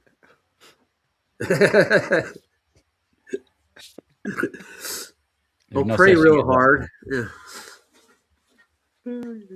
Play it, Roger. Yeah. I was just thinking of water going uphill, and the only way you can get water to go uphill is you raise the water level high enough over the hill, and then it would go down the hill. Well, yeah, there you go. Submerge the hill. Yeah, that's water going uphill, I guess. Yeah. Earth, do you weigh the Earth? It sounds completely impossible, right? Oh no, there's only one center, Yeah. Or maybe it's a guy named Water going uphill, There you go.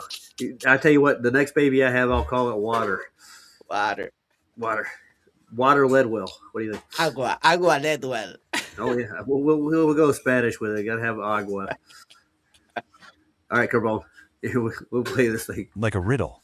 But back in the 1700s, this was one of the biggest questions in physics, and a group of scientists thought they'd found a really clever way to get an answer. And here's the best part. Their solution didn't involve some futuristic death ray or digging to the center of the planet. Nope. It involved a team hauling incredibly delicate instruments up a cold, windswept mountain in the Scottish Highlands, all to measure a tiny, tiny effect using a simple pendulum. So, where did this wild idea even come from? Well, you have to go all the way back to the man himself, the giant of physics, Isaac Newton. He was actually the first person to seriously think about how you could possibly measure the mass of our planet. But here's the catch. Even though Newton came up with the basic theory, he was also its biggest skeptic. He ran the numbers and basically said any real mountain would have such a tiny gravitational pull that there's no way the instruments of his time could ever detect it. He essentially said, "Great idea, guys, but don't even bother trying." So let's break down the theory. Can you see Newton saying that? He came up with a theory. Great idea, guys. Don't bother trying, though. Yeah. The humility on the guy. Whew. Very, very, very. Yeah, Muy, muy humilde. Houston el humilde. Newton, what was his name? This guy. Dude, I did a show on it, like a historical show on his history. Dude, he was so many different things. When he passed away, you know what he was actually doing for the Royals? He was running the mint. That's what he did. He was printing money. He was a banker, the head of the bank of whatever England or Scotland or whatever that was at the time. He must have been Jamaican. He had 5 job, man. Yeah. Were this guy even real at the end I of don't the know, day? I doubt it. A real From what I Mason. from what I got probably. out of it, he's really had some problems, especially socially. He was really awkward, according to what they were saying, and he had some dark secrets because he didn't believe in the Holy Trinity. He was a Calvinist, from what I could tell, from what they were saying. This is the mainstream narrative, and he did push the law of gravity through, according to this one, the universal theory of gravity, like all matter attracts matter, kind of thing. But that was never proven. He just postulated a theory, pushed it through as a law over some jaggy experiments like Cavendish. But Cavendish wasn't even trying to prove gravity, but he kind of was. He was just trying to get what they're getting out of here is the density of the Earth. And this is the continuation of what Cavendish tried to do. And this is supposedly what put the cap in it. This is what proved gravity right here. This very experiment. This made Newtonian's gravitational law a constant. This is what they refer to in the rhetoric. This very experiment. Weird. But what it is, they pre-assume the gravity of the Earth to actually prove this experiment here. It's inductive reasoning. This is not science. This is belief. Yeah, and they went through so much stuff. You'll see what they go through here in a minute. It's a lot of gymnastics, and you see the diagrams in the sky. Those are the zenith angles they're using to compare the pendulum to. They're not using a straight horizontal line. They use like a special theodolite to get their horizontal vertical zenith, and they diverge because they measure it from the center of the Earth. It's a pre-assumption that they're actually we always go back to the same spot. Why you have to look at the sky to know where you're standing on? It's affirms. Yeah, but they got an affection for the stars. Like that shows where we exactly are right now. They're not just luminaries in this. Yeah, I think they kind of worship it. I'm gonna play in a way. Yeah, in a way. Oh yeah, they put a whole religion to it, like the zodiac and all the cosmological references they make in all the occults and stuff. They all reference them. All the planets. By the way, they get offended when by the way they get offended when you talk about their gods. It's like you talk to a very religious cultist person, you know. So you can say whatever you. Yeah, you can say whatever you want about God. I don't care. I know what I believe. I know it's real. You know, I don't go by the Bible. I was raised by Catholic, but I believe there is God. There is a God. You know. Yeah, me too. I don't care about religion, ethnicity, race. I don't care about that shit. I only care about my human fellow man. That's it. Yeah, I think natural sciences actually point to a creator, a God, our God. Of course. Yeah, we are creators, so I think it's only logical. Yeah. You know, we create stuff. It's only logical that there is a creator. You know what I mean? Yeah. Well, I'm not making an argument from any kind of fallacy in that regard. I'm pretty sure that most people would agree with, except an atheist. But even an atheist has to think there might be a God or some kind. I think even by the name, right? They're atheists. Yeah, of course. Did you see what they asked the famous atheist? Like, do you think there are aliens? And he said, yeah, probably. What about if we were created by aliens? Who created them? The guy was like, he couldn't say anything, you know? Well, he's got to make up another story to go with that, but I'm pretty sure, he can't validate those things. And the It's the media pri- likes to push that stuff it's constantly, the don't they? primordial soup, Roger. It's the primordial Chinese soup. Well, You then they know, try to the build it Chitty like Wong. Chitty Shitty Wong Wong. soup. Chitty Wong soup. Do you want Well, some Chitty Wong soup? I think it's like Frankenstein's monster. If you look at primordial soup, basically Yeah. what they try to grow a protocell, and what they put every kind of protein and uh, amino acids into a vat, stir it up, and add electricity, sunlight, all kinds of variables, And and they've even yet, yeah, they've yet and to make a even living in cell. yeah, Yeah, even in what the it Frankenstein monster, he didn't even create shit. He just put some pieces together and the spark came, you know? So you don't create anything. yeah, but I mean, most atheists look at Christ's story like the same thing, like the resurrection would actually be kind of like Frankenstein's story. Yeah. It's all supernatural in that regards. Man, But I you don't know, know how I used to be an atheist, man. I was so stupid. true. But the thing is, I think Rome hijacked a lot of the Christianity. They control a lot of it too. It's their religion, Yeah, man. they've hijacked everything. Yeah, They're everywhere.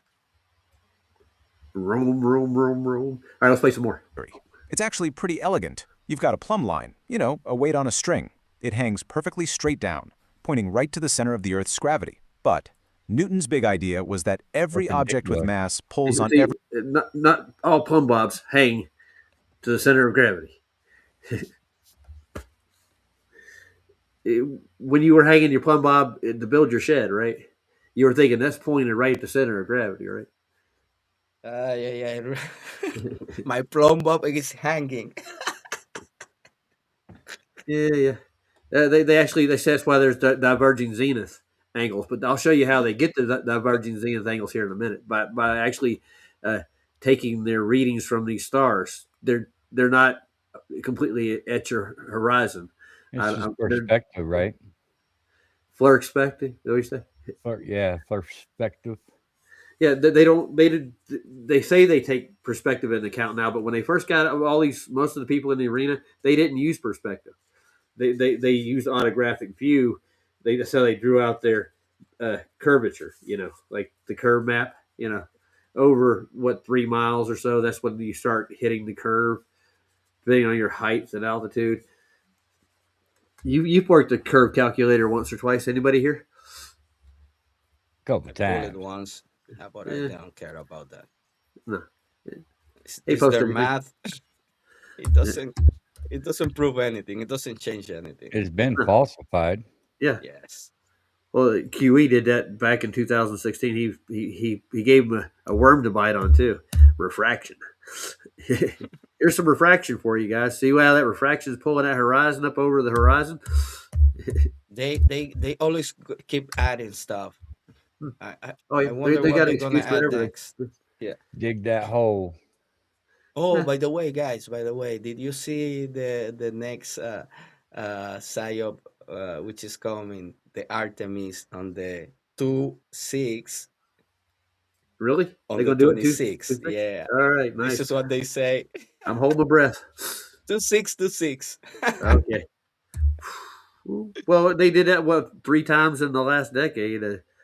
They shot one up Yeah. over the moon. You know, like the cow jumped over the moon thing. It's How did funny, they get man. out? How did they get out of the Van Allen radiation belt? That's my question. Every time I log in Facebook, all I Good have is engineering. like this No. NASA shit, man, all the time. I don't know why. Oh, look, we got company, y'all. Is it bad Who's we company? got? Oh yeah, I consider this guy bad company. Hey, bad company, how's it going? Did you get some rest today? Oh, it must be D-Man. It could be. I can't give it away. It's a surprise. I'll see you around front. Ready? Go. All right, we'll play a little more of this. It's really interesting. every other object with mass. That means a huge mountain right next to your plumb line should pull it just a tiny bit to the side. The real challenge? Measuring that impossibly small deflection. So, We're fast out forward front. a few decades I put after a Newton, link back here. the Royal Society in London decides, you know what? We were Let's in give here earlier, Newton's but it wasn't impossible playing this idea a video. shot. But they knew that everything, and I mean everything, depended on finding the Share it to, absolute perfect Google mountain. Meets. You couldn't just pick Get an any audio. old hill. This kicked off a global search for the perfect natural laboratory. Now, there had been an earlier try back The perfect natural. You heard that? The perfect. I'm gonna Nature use is this the as perfect excuse, laboratory. man. Yeah. I'm gonna use this as an excuse when I go skiing. It was Oh, yeah. it was the mountain who made me fall. Well, the boogeyman's behind you, Gravity. there. Say hi to D-Man. How you What's going on? What's up, brother? Okay, you man. I just All woke up, good? drinking a Oh, cup of nice. coffee. Ah, nice. That was a decent stream you did on Sobs. That was a laid back. You just had conversation, from what I could tell. There was Yeah, no easy going. no trolls. That's how it should be every time. Damn straight. Yeah. That's how it should be all the time. Yep. If there's any kind of Troll-free negative zone. conflict bullshit, then you're like, see ya. Yeah, PJ's having a Au revoir. premiere in 48 minutes. I'm gonna have to go to bed in the next hour and a half, though. I did sleep some today. I didn't work tonight. I called out. They kind of like put off with me. It's been like almost 4 days of no work, but I couldn't have done it. I'd been winded. It got worse, Yeah, you gotta take a break. and recover. I'm drinking tons of vitamin C, eating fruit. I'm Yep. not eating the junk. Just trying to get my system cleaned out. It's Yeah. working. It's taking time. I think it has something to do with the kids. Like, let's see. Probably. Yeah, here they first tried this at this volcano. I guess they couldn't get it because it was snowing. Yeah, that's your excuse, right, Santero? Snow on the Yeah. mountain. Yeah, but they're actually measuring to gravity. They actually have a measurement to the presupposed sphere Earth. That's where they get these diverging zenith angles from. They use Yo, I those think- coordinates. Yeah. I think those guys were just pleasing their patrons, Oh, we're gonna go measure this. Yeah, they were just chilling and going for hookers and that stuff. No, I think they didn't measure anything. What they measured the gravitation, what gravity is to the center of the Earth, but they have to They convert that to a flat plane to get an actual coordinate system made. That's where they get the spherical look to the grid they have. It's It's adjusted. They're adjusting Yeah. Yeah. to a shape other than what it is. yeah, and Taking the initial, what do you call it, to a flat, then saying, okay, now let's reshape it to something else. Yeah. That's all it- the next stream we're going to do, I'm going through the ordnance surveys, and they measure everything, including the sky, the Earth, They can- Earth, sky. They It's can flat. measure that thing on any fucking surface. Yeah. Be like, here, we got a measurement. Oh, yeah, it's Yeah. Well, the it's a ordnance square. survey is what they use in Europe for the most part. So all those measurements in Europe were done flat. They use benchmarks. The datum is at sea level. That's where it is. It stays there all across Europe, Asia. But when it got to India and stuff, when they started getting into the modern geodetic survey, and that's when they threw in the gravity measurements to go with it, brought in the science with it. But before that, we were just measuring it flat. It's pretty amazing, though, how they can turn it into this. in 1738, a couple of French astronomers gave it a go on the massive Chimborazo volcano in Ecuador. But the conditions were just brutal, and while they thought they saw a tiny deflection, the results were kind of murky. Okay. Never really You'll get a kick out of this, D-Man. You see how they'll show how they get the deflection. Oh, shit, I think I screwed it up. What'd you screw up? Hold on. Get it straight, man. Oh, Jesus. Okay, I got it. You look good. I like the green. Pretty. Close this. All right. There Close this. Open this. Shut that door. Jesus. Yeah, it's early in the morning. Did you get that coffee? Did you pour it in? I'm right still a to little left? groggy, man. I'm Captain JJ. I saw that. So you pour your coffee in left to right or right to left this morning? Today was clockwise. Nice. Yesterday was counterclockwise. I don't I like know the how way I you- was able to do it. but I like the can way do you it. overcome that Coriolis effect. I especially- I do it every day just to make sure that we're still spinning. Oh, cool, man. Well, you're in the northern hemisphere, so you can do it either way, dude. You got magic. Yeah, man. I think Magic. I'm a little bit sideways today. Oh god. know, I claim reference frames. Like, oh, that's how it's all done. But when they get this deviation, they use like theodolites and telescopes to look at stars to get their deviation on the pendulum. Yo, the next time somebody asks me for a model, I'm gonna send them a bowl of soup. I'm gonna tell them, there's your model. So next time you make a measurement, you're gonna start looking at the star. Like that Yeah. star you looks know. off. Well, Like, why doesn't the fluid just keep spinning once I get it to go in that direction? See, I should just be able to. oh, It should just continually keep going because it's of gravity. gravity Yeah. and mass attracting mass, Gravity. obviously. Gravity. So I mean, obviously, it's lying to me. The coffee and the mug are lying. But remember, you are not actually holding a cup in your hand. It's only the image, The of mirage. the It's cup. refracted. The Yeah, mirage it's is refraction. refracted. You are actually holding an image in your mind. Thank of God the all you cup. guys. Thank God all those guys are here to steer me in the right direction. Yeah. Well, Yes, here's thank the other you. thing with it. They actually, when they're staring at the stars with their theodolites and stuff, they account for refraction to get those deviations. You understand what I'm saying? Like that's part of it too. It's this whole thing is it's all tied in a lot of fallacies. You're not looking at an actual mountain right here. That mountain's actually what 2 arc angles from where it is within a second. It's a holographic image of what you're looking at. The same with the stars too. Their measurements have no physicality to them at all. They're not measured to physical objects. Man, it's just perspectives. And they're luminaries, just lights in Oh. the sky. They can't tell us how far they are. I got a video for you too. Oh, look, PJ's going live here. Oh, he's doing a premiere. And by the way, if you have anything you want to throw at Flat, says GoFundMe's at the top of the page. Yeah, I might chuck him a few bucks today.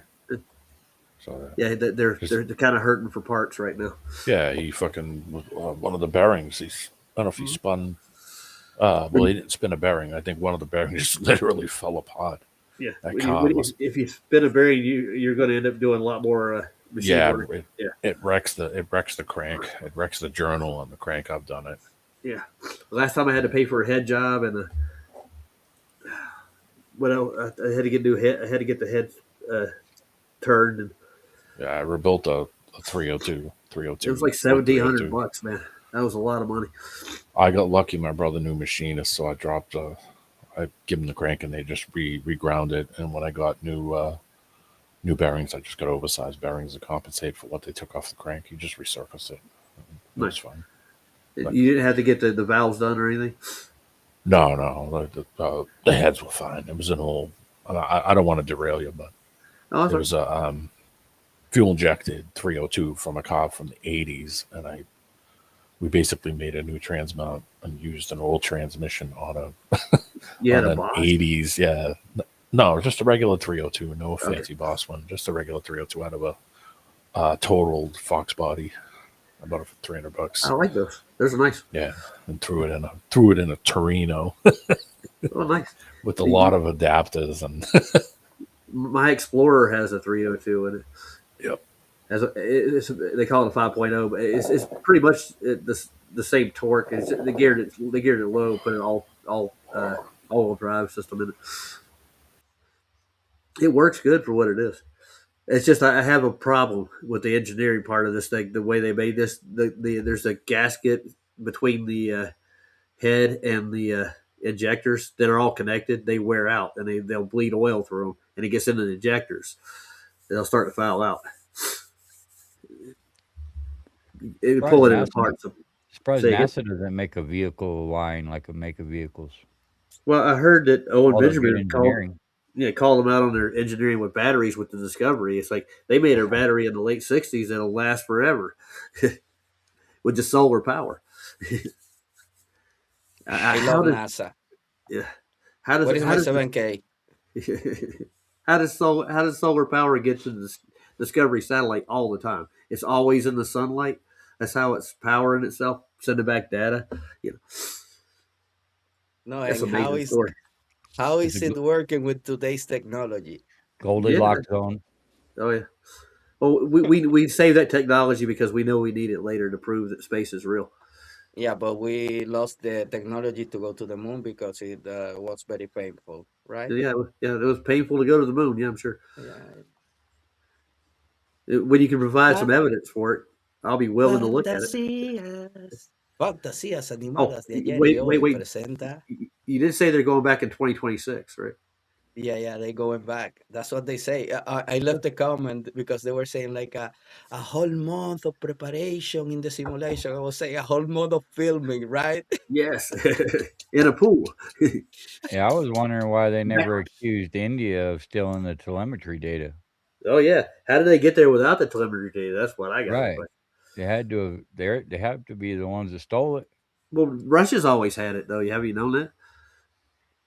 Yeah. Well, I don't know. How many times did they even claim they went to the moon? Russian? A few? I don't know. Yeah, they're like, I think at least 4 or 5 times, and I've heard like they've had failed attempts at it too. I'm gonna prepare a spaceship. I wanna go to the moon now. If you know what I mean. Go to the backyard, get you a cardboard box and a bong. You'll be good. So funny, guys. All right, I'll play a little more of this. I want to get into where they actually show how they make their measurements. That's really the good part. Let's see if I can skip ahead a little bit. I don't want to skip past it. You got a yardstick. A yardstick. Well, they did one in the rain, one of these experiments. So I think they did all the variables, one in the snow, one in the rain. It had a real long yardstick. Hell, here's the stages of it. This is where I'll start at. Did they do one in the air? Yeah, they flew a magic carpet up the side of the hill in the middle of a blizzard. Way, for sure. And the process they used was just incredibly meticulous. First, they built 2 tiny observatories, one on the north face and one on the south. Then, from inside each one, Maskelyne used a super precise telescope called a zenith sector to measure the positions of certain stars. By comparing the star's position Okay, they use a telescope and basically what a theodolite is now. It was super precise. Super, yes, absolutely but they don't even claim. Super duper. Super. Yeah, but see, they're looking at refracted images anyways. That's what they say. So they're not accurate with their zeniths because everything's refracted into the atmosphere. And there's an azimuthal dome of observation. It's all by the observer, It's all perspective. Yeah. Well, perspectives regarding the celestials is hard to really grasp because we can't ascribe any natural. We can't say what it is. So right. I guarantee you there is perspective involved in it. They just don't keep that into account. They have a thing called celestial refraction. This is what I'm actually going to talk about. This is what they're going to talk about. That's what you're not looking at the actual celestial image. It's refracted from another place. It's never exactly where you see it. It's refracted in the celestial refraction. They have an index for that shit too. So, relative to his plumb line from the north side. Yeah, perspective. I would call that glowspective. And then doing it again from the south side, he could figure. You get $1 for every time they use the word refraction. Oh yeah.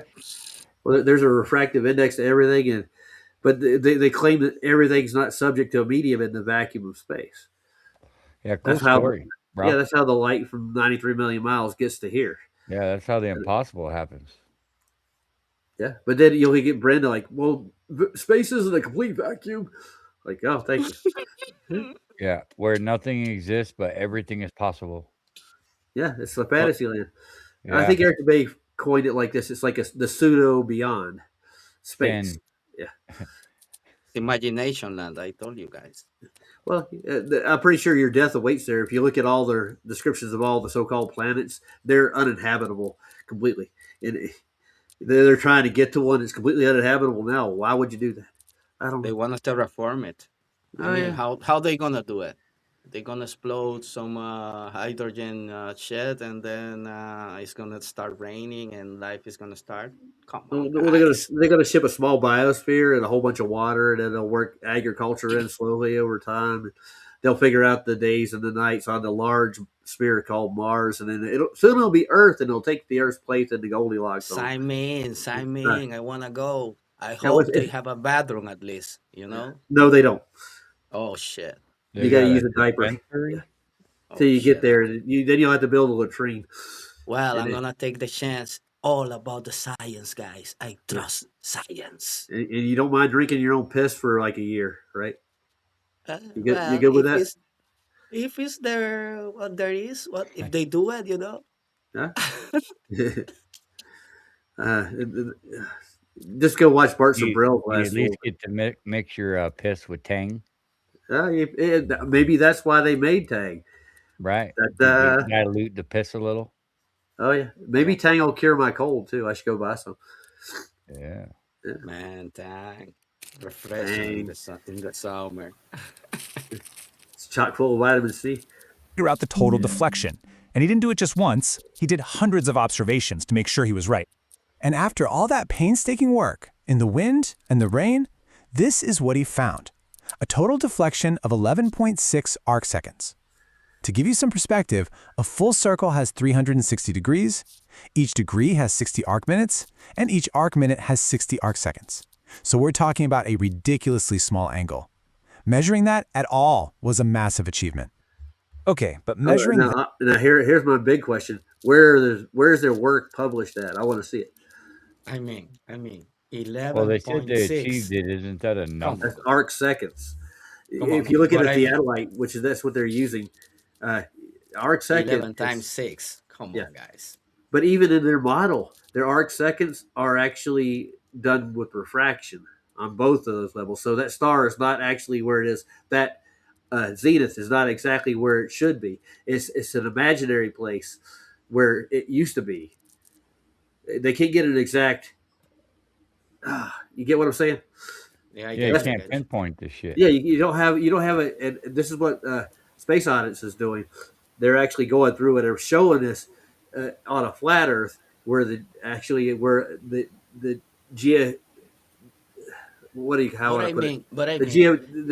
position of the stars are where they would be occulted or where they would be in their positions. The initial observation, the initial numbers. So what they got on the first is actually what it really is. Then they fuck it up into another shape, and that's not what it actually is. They actually take the initial numbers and then fudge them into something else. They fudge them into a different shape to get their bullshit. So this is part of their bullshit.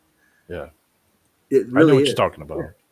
It's geographic location of that star on a flat Earth. The arc seconds match up for the most part where it actually would be, but when they're included, they're not visible, but they're actually in a geographical place. That's where they are, but theirs is refracted all the way through, and they add the extra seconds, and they say it's because of refraction. So this is not a physical measurement they made at this freaking place. This is a bunch of bullshit that they tried to prove their globe, and they weighed the Earth's mean density. We know it's a sphere because of this. How many Masons does it take to measure the stars? I don't know, dude. I use a rule of thumb when it comes to that. Listen, guys, what do you think the model is going to look like in the next 10 years for these globers? I think they're going for a really big ball, like a large geocentric ball, because they want to appease both sides of the sciences. So, so we all got to get along. Reality is going to go out the window, and just you come with your own theses. Well, they're trying. I think they're trying. They have to come up with a shape that's size that's way bigger. I mean, I think it's where that 60th parallel isn't what's left. It's not 5 times the size of what's inside the 60th parallel. It's just a little bit bigger, and it's only bigger on one side of what I think it is. They can't change it though. They can't make it bigger just because of the fact that it screws up everything, all the time cycles. Well, you know what it is? It's the physicality of it. Because if you were going over the surface, you would get a change in your body position, and you would feel every second of it. You would feel every tilt, every degree. So it doesn't work. So what they're trying to do is make the shape, the size bigger, to say, oh, well, in this space that we're allowed to go, you're not going to feel any change in your body because we're only traveling over this little distance when really it's 90 times the size. This is their they're way stuck to with try those to get numbers, around though. it. Just Yeah, they because are of right now. Those numbers are stuck on the grid because that's what they made. But And to the be thing is, honest, you know, to think that they didn't work is actually foolish because, you know, they've convinced all of us, you know, for many, Yeah, many years that many years, it is guys. real. well, the But thing Yeah, is, like, yeah, go ahead. go on, go on. No, no, go on. Oh, I was going to say that the best example I've seen of how they actually hijacked all the measurements, all the mapping, all the cartography is what early 1700s or late 1700s, right? They did a thing on space. Was it Space Odyssey or no? It was on Globebusters. They actually went back to the history of how they hijacked mapping cartography. They used fear mongering, basically like the press. People were wrecking their ships because they needed a decent map. We have the best one, so they did a composite, made it into a globe over time. Uh, that was the Vatican that did it. I'm pretty sure they were imagine that. responsible for it. Yeah, I and the mean, royals whoever were. controls the narrative is in charge. You know, they can tell you Well, whatever they want. You are they, no one to yeah, Everything that they challenge them. have falls apart once you understand that we've been reset. Because yeah, once you understand that, then you know that everything is bullshit. Everything's a story. Everybody's an actor because none of it's organic. You know what I'm yeah. saying? No, not Well, at all. I can tell you how they did it on the celestial scale. What they did is they took the Vernon equinox and they charted all the stars at that time, and that's what they built all their maps and all their charts off of for the globe. So it's all based on that cycle. The Vernon equinox is right there. That's where it sits. That's why they put the tilt in there because that's where the maps are actually orientated. So that any star in any season in the almanacs actually refers back to the charts they built off the Vernon equinox. Even the star charts, like the one I got here, is built There off of you that. there you have the Texas sharpshooter fallacy. Okay, yeah, I'm working on it. well, yeah. That's yeah. But I mean that fallacy runs deep, dude. It's how all the almanacs they're made for the maps, all the star charts. It's all Oh based yeah. on it. Yeah, Oh, Oh yeah. really, They have a Roger? Oh, narrative and then really? paint You everything gonna I go around don't. with it. that, Roger? Actually, we can show where they do it. They did it from a thing called the equatorial plane. That's where it's all based. It's all measured flat in that regards. That's how they gridded it out. But Bro, I mean, where they measuring from? The uh, surface or from the the surface, space? yes, it's measured from So, the surface with a pre-assumed assumption that we're looking at now of a globe. So it's modeled on here. I think, in my opinion, this is something that I think this is like an alpha plane in AutoCAD. It's extended on. We're not gonna be able to know the ends of it. Because it doesn't have. Yeah. How long is Well, this video? I don't know. We'll see. I was going to play some fallacies here for JJ. This video is, from what I can tell, about 8 minutes. We're All right. almost done with it, but I mean, there's not much more to really cover in here. I can show you. You saw how they got their measurements with their little theodolites observatories. Yeah, yeah. Yeah, so their diverging zenith angles are a fallacy in themselves. Yeah, yeah, they're Yeah. doing what Alan and Shane are showing. Well, they start off. They measured to gravity, the 9.8 meters per second squared but they consider that a measurement, like it's a pull to this point. I don't know how you measure that, I or don't know how you measure something non-physical. yeah, Like, I don't know what the they're fuck. just taking weight. And what they did is they use those theodolites to uh, get the divergence, what they're looking for. It took them days and weeks to get even the effect over through weather and everything else. But I don't think I've looked at it, and I've never seen a plumb bob do anything like that anywhere. Yeah, Yeah, You need to use Coriolis for that. To yeah. measure Well, something yeah. which has no shape. Well, they've got some kind of demonstrations. A few like Main Surveyor has somewhere. Look, it's deviating somewhat. I've seen some plumb bobs actually hit the wall instead of stay still. But I'm pretty sure that Keith says this himself too. You know what Bernoulli's principle is, right? yeah. There's higher pressure in shorter gaps, closer to surfaces. So you'll get some deviation toward it because of air pressure. And I think dielectrics have a little thing to do, especially at higher altitudes like that, because there's higher electric flow in that area. So it pushes the air and water and anything else in it towards. It's a push, not a pull. It pushes things around. So you'll get a slight deviation if there's a constant current, like they're saying with you call it ether or whatever. You can measure that higher up you go. You'll see there's a different voltage level. Yeah, in the potential air. charge rises the higher you go.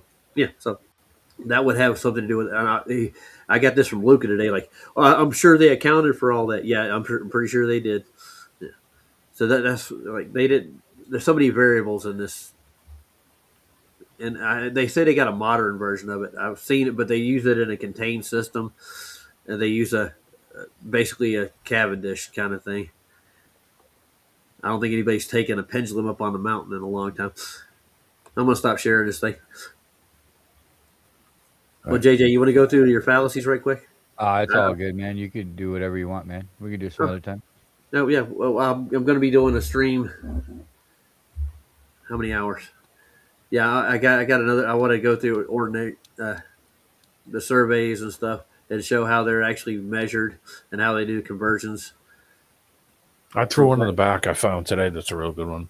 Yeah, I saw that. That's why I asked JJ if he wanted me to go through. I'm not worried about it. Okay. Yeah, I want him to cover me and Wesley's so-called debate.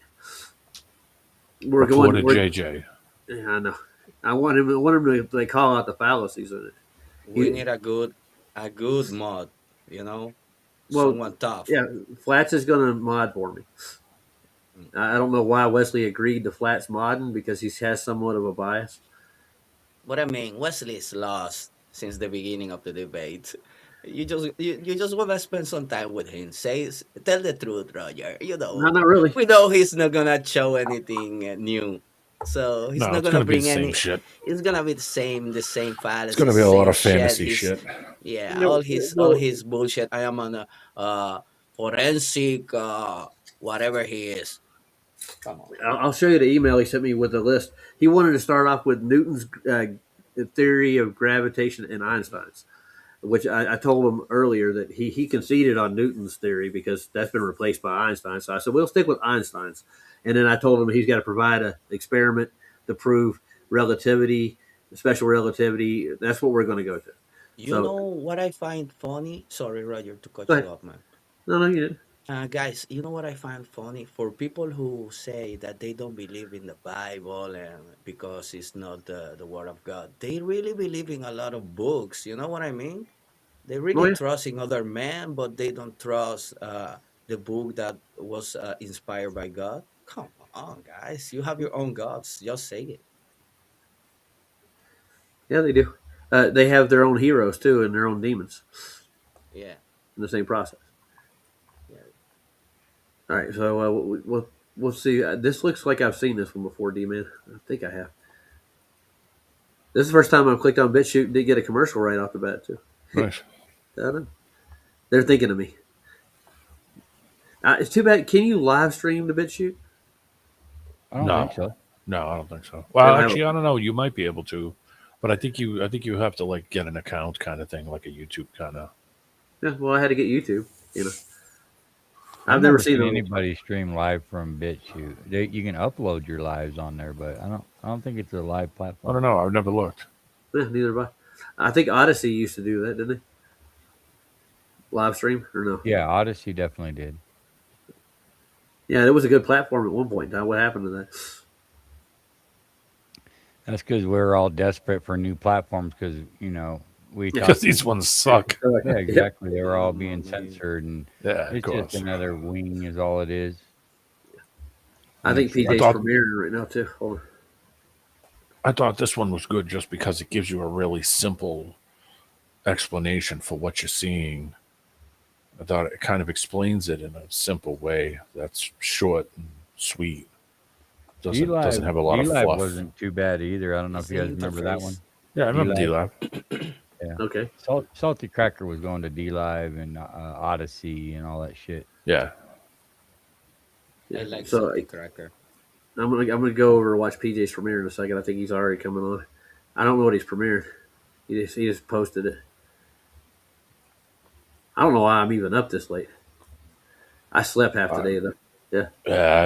As soon as Slop Show was over, I went and laid down and I crashed right out. I don't remember falling asleep. Woke up, the light was still on, and I was like, "Holy shit!" I fell asleep with the lights on. We did watch boxing on PJ's tonight, though. We had a good little fight going on. And we got to watch the latest knockout. You've seen it, haven't you? Oh, did you watch the Jake Paul thing? Yeah, it was short fight. I think 6 rounds before he got knocked out. Yeah, something like that. Yeah. Did you guys see the accident? What accident? Anthony Joshua. You didn't see it? You didn't catch that one? Oh, we watched that fight too. Yeah. Three people dead. Oh, yeah, I heard about that. Yeah. Oh, what, something fall or something? No, he got in a car wreck, dude. I don't. Oh, yeah, okay. I knew what you were talking about. Somebody, one of them got decapitated. Yeah. That's a good way to go. You won't be thinking about it. No. We had in the last job I had, we had a Range Rover rented to a guy in Ibiza. He had an accident. All of them dead, brother. The car was crazy. I woke up in the morning. I was looking at the GPSs of the car because it was a rental car, and I see the car stopped there in the GPS signal. It was stopped there, and I was looking in the newspaper, and I saw the car. I said, "Fuck, bro, crazy." That doesn't sound good. Crazy, brother. Yeah, I've seen some bad car wrecks in my day. Oh, yeah. Well, hey, let's watch this. Okay, we're ready? Let's go. All right. Yeah. I'm going there. Good one. Poop. How are you?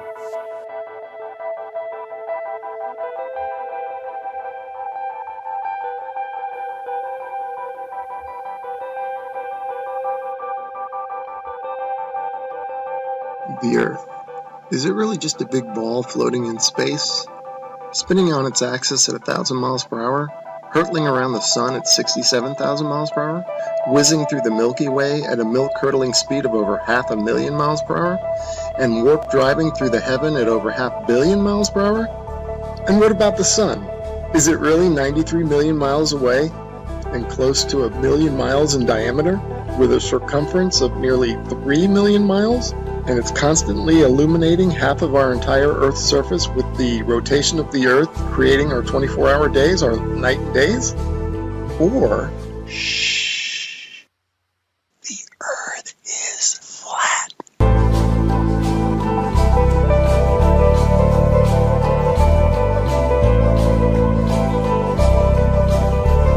And maybe it's completely still, just like we experience.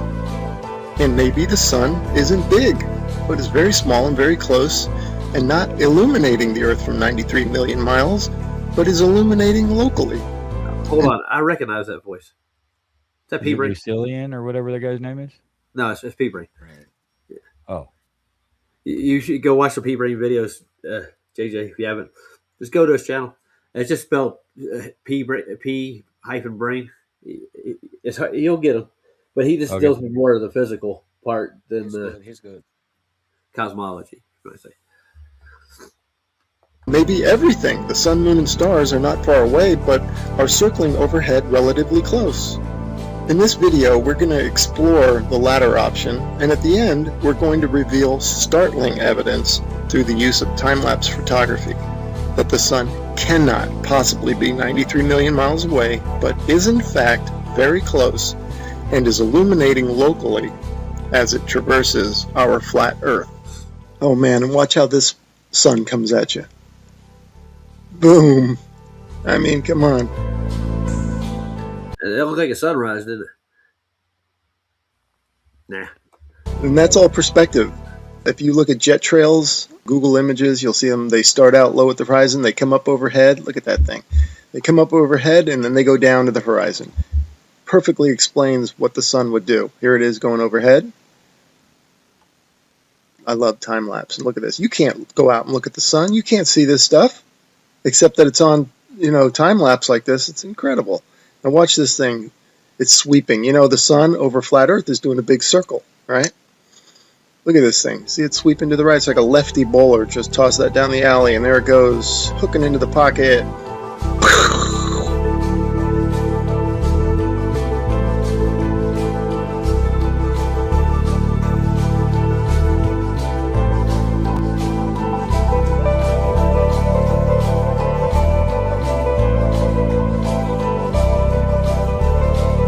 I just got to address Lee right quick. Is there any data supporting your globe Earth right quick? Can you come in and present some of it right quick? There's a link at the top. You're welcome to come in here and show us your globe. I do think we have just as much data as you have supporting your model. Well, just use your eyes. Yeah, there you go. Need to do. Open them up. That's it. You can see how the clouds angle down to the horizon. I shot it there. That's exactly how the sun would do on flat Earth. Okay, back to the Copernican principle, and this is what they tell us. The sun is 93 million miles away. Now, I'm going to show you evidence through sunsets that shows the sun light following the sun over the horizon, and it shrinks as it goes over. Now, there's no way it would do that if the sun is 93 million miles away. Okay, first I'm going to show you some footage from the ISS.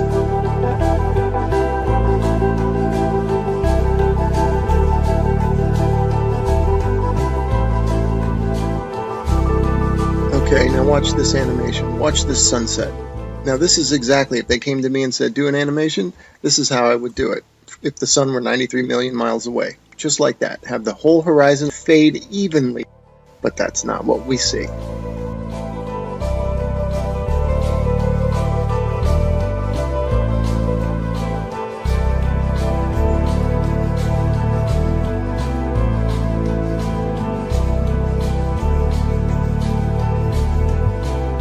Okay, wow, look at that. Look how the light lifts off the ground like a big wedge or like lifting up a sheet of paper.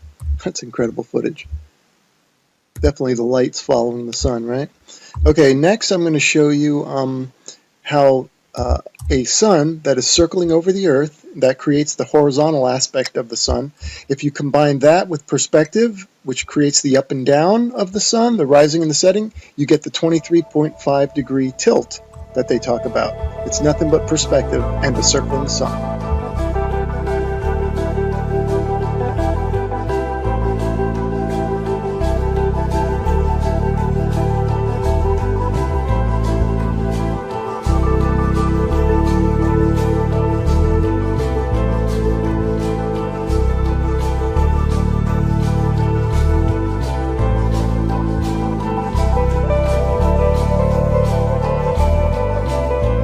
Here's another sun sweeping out a big circle.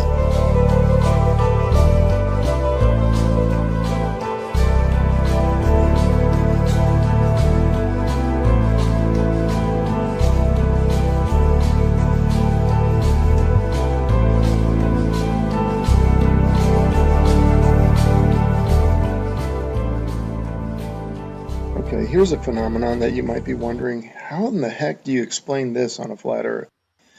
Well, this footage is taken from Alaska during the summer, and the sun does look like it's going up and down. The reason it's doing that is that this town in Alaska is not in the center of the sun's circular circuit.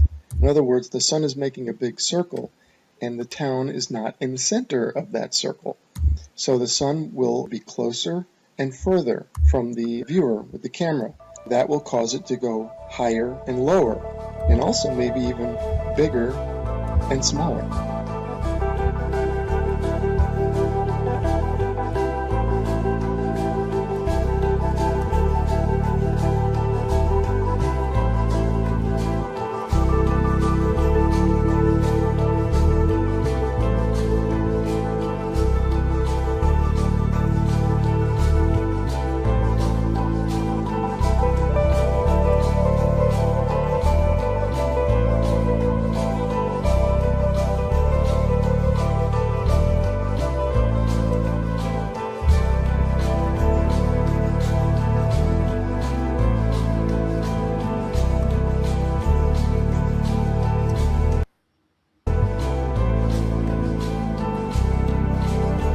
Look at the high altitude airplane. Remember, this is from a high altitude balloon. So that airplane is probably at cruising altitude. Notice how it looks like it's going up from the horizon. That's exactly how the sun will rise, because that plane is staying parallel to the ground. And now watch, it'll go down to the other horizon. All right, again, perspective, that's how the sun will set. And forget the big ball, that's just due to a GoPro camera. But see how the sun, that's the point of this. And then also, look at the size of the sun, man. Look at that thing. I mean, there is something to it to say that we're higher up our view and the sun looks bigger and it looks like it's not as high in the sky as it does when we're on the ground. Something to that.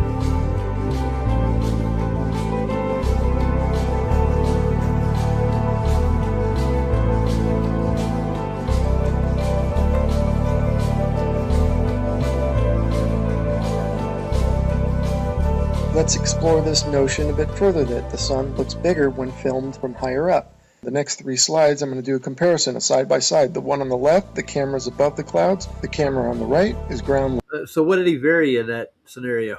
Anybody know? What did he what? Yeah, what did he vary? Well, you varied your height from the ground. Your field of view, right? Your eyesight. Yeah. Even with optics, it does the same thing, regardless. Yep. Strange. I mean, it's gonna change as you raise yourself up and lower yourself, depending on where you're standing, what direction you're looking. There's tons of factor into that. Yeah. He could be standing in the center of that, and you wouldn't see that rise and drop. He could stand closer to one side and have it go way high up over his head, and then drop way down low because of one side being further away and him being closer to the other side that comes up over your head, and naturally is going to rise up because it's directly over you. You could put somebody at, if you slice that circular pattern into pie slices, you could just put somebody in the same thing and it's going to have the same effect as it's coming at you and going away from you, and everybody is going to see the same thing as it circles. So, gotcha. Makes sense. Yep. It's going to have the same effect no matter what. They say it goes down behind the curve. Strange. No. It's like if you chase the sun, you can get a video of it. Yeah. That's Terry Ackert. He can tell you all about it. I like how they claim that, but realistically, according to their own model, we're allegedly spinning backwards away from it, and we're chasing it. So it's not going anywhere. It's going away from us, and we're just chasing it. Everything would be different. How the light would disappear, how you would see the light. Sunrise, because it's not rising, we are just spinning. Right. So they can't even get their own model right, Yeah. Where does the LE go? I was having a conversation with it, whatever it is. How you would see the light coming in the morning would be different. It would be completely different if it was shaped over a curve. If it was a ball or a curved surface, even how the light would reflect over water would be totally different. And don't you think if that sun was being chased at 66,000 miles an hour, don't you think it'd be leaving some kind of tail? It would, and you would actually get north to south, somewhat star trails even in their photographs. You wouldn't just get a circular pattern. You would have like a little cross. Yeah. All the planets are chasing it, so we'd be getting hit with debris and shit. Gravity, sir, gravity. Well, you would see the shadow. You would see the shadow of the light from the Earth itself in the sky every day when the sun came up and went down. And you don't ever see. You don't ever see it. What was it? Paul Clef. I shouldn't say you don't ever see it. Because it doesn't exist and you never have seen it. Right. Nor you never will. Yeah. Nor would you ever. In their model, you would. But I guess light wraps around the ball. But I mean, you're talking to people who think that they can't feel spinning, but they're spinning. Yeah. And what's their excuse why they don't ever see the shadow in the sky? Is it refraction as well? Ooh. I don't know, dude. I don't know. But it wouldn't work. Yeah. Well, that is my shadow in the sky. Gravity or refraction, pick one. Yeah, I got a name for a song, Shadow in the Sky. There you go. No free speech. No free speech. No way. And the point for the side-by-side comparison from the ground level and the level above the clouds is that above the clouds we're only maybe a mile or so up. And if the sun appears to be closer to the camera, well, that means it's probably much closer, because if the sun were 93 million miles away, a mile closer wouldn't make any difference at all to its visual appearance. You're going to explain a model I've already studied already, Joe Jesus? We already know what your model is.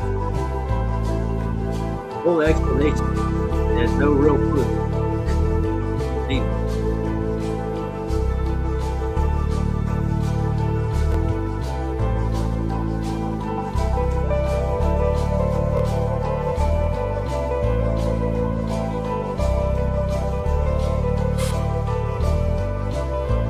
that's so many observations right there alone that don't show what they say goes. Well, on the ground it's perspective. Yeah. So that's why it appears to come up, appears to rise up, but it's not rising up. It's just getting closer to you or going away from you. I'm done arguing their model, but I can tell you that. Yeah, we're all done that. Sure. Ain't going anywhere anymore. I just want to have fun with Einstein for a day. He was a nut.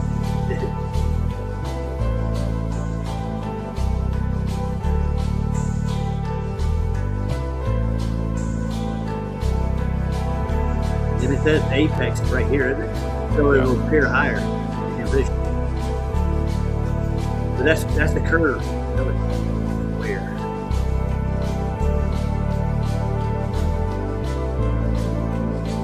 Okay, here's a little illustrator or a little cartoon from a website called timeanddate.com. It's really funny that they would have a perfect illustration of a sun rising and setting on a flat Earth due to perspective.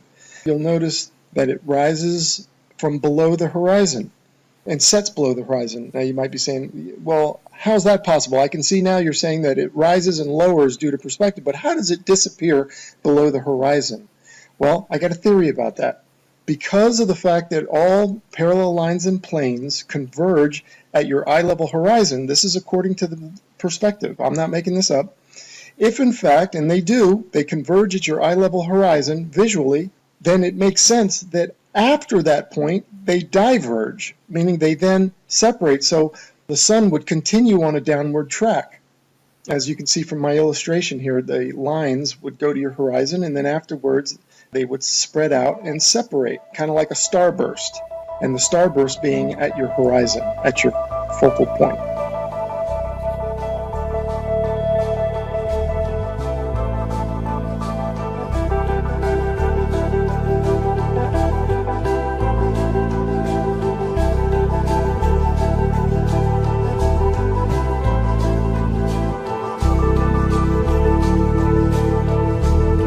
Anyway, without further ado, we're going to start talking about, and I'm going to start showing you the time lapse of the sunsets that I'm talking about that clearly show the sun is close and illuminating locally.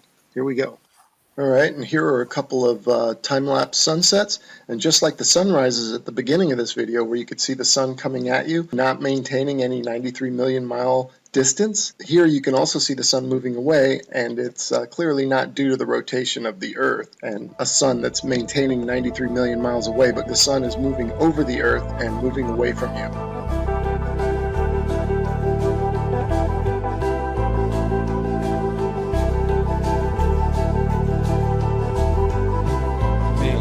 Haven't seen the dome, but there must be a dome. Condensation only happens in a containment.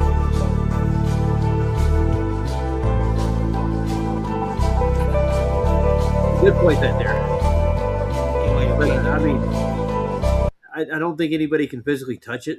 If there's one, it'd probably kill you to do it. That's one thing. Touching it, seeing it with your own eyes, I don't think we're gonna be able, but condensation and all pressure, all this stuff only happens in a contained system. I'm sorry. It works like that. Yeah. We can actually give you a scientific demonstration of it if you want. Yeah, we have terrariums and stuff. There's a guy that makes huge terrariums in YouTube. You should check it out. I'm gonna find it. That's physical. Yeah. All right, let's get back to the video, guys. They keep coming in by the dozen, don't they? I mean, if you got something you want to present, you can come here. We'll have a talk, and I'll let you in. You can show me some physical evidence to prove your science. That'd be nice. Not just theories and papers and citations. We like demonstrations too. They're wonderful to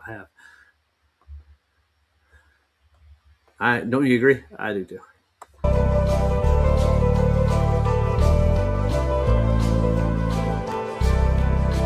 Okay, these next three slides, the sun is almost set already behind the horizon, but watch as the sunlight shrinks and follows the sun. It's definitely a locally illuminating sun, Not far away, not very big, and definitely not 93 million miles away.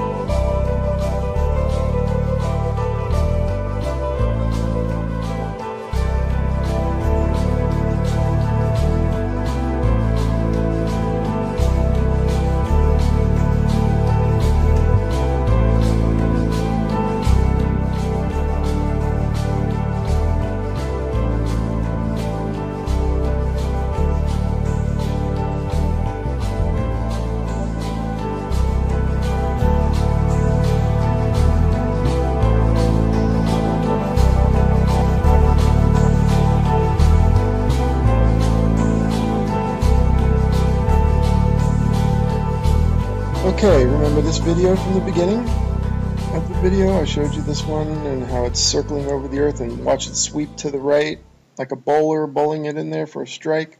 Okay, now I want you to pay attention to the way the light follows the sun. The sunlight's going to shrink, right, as it follows the locally illuminating sun.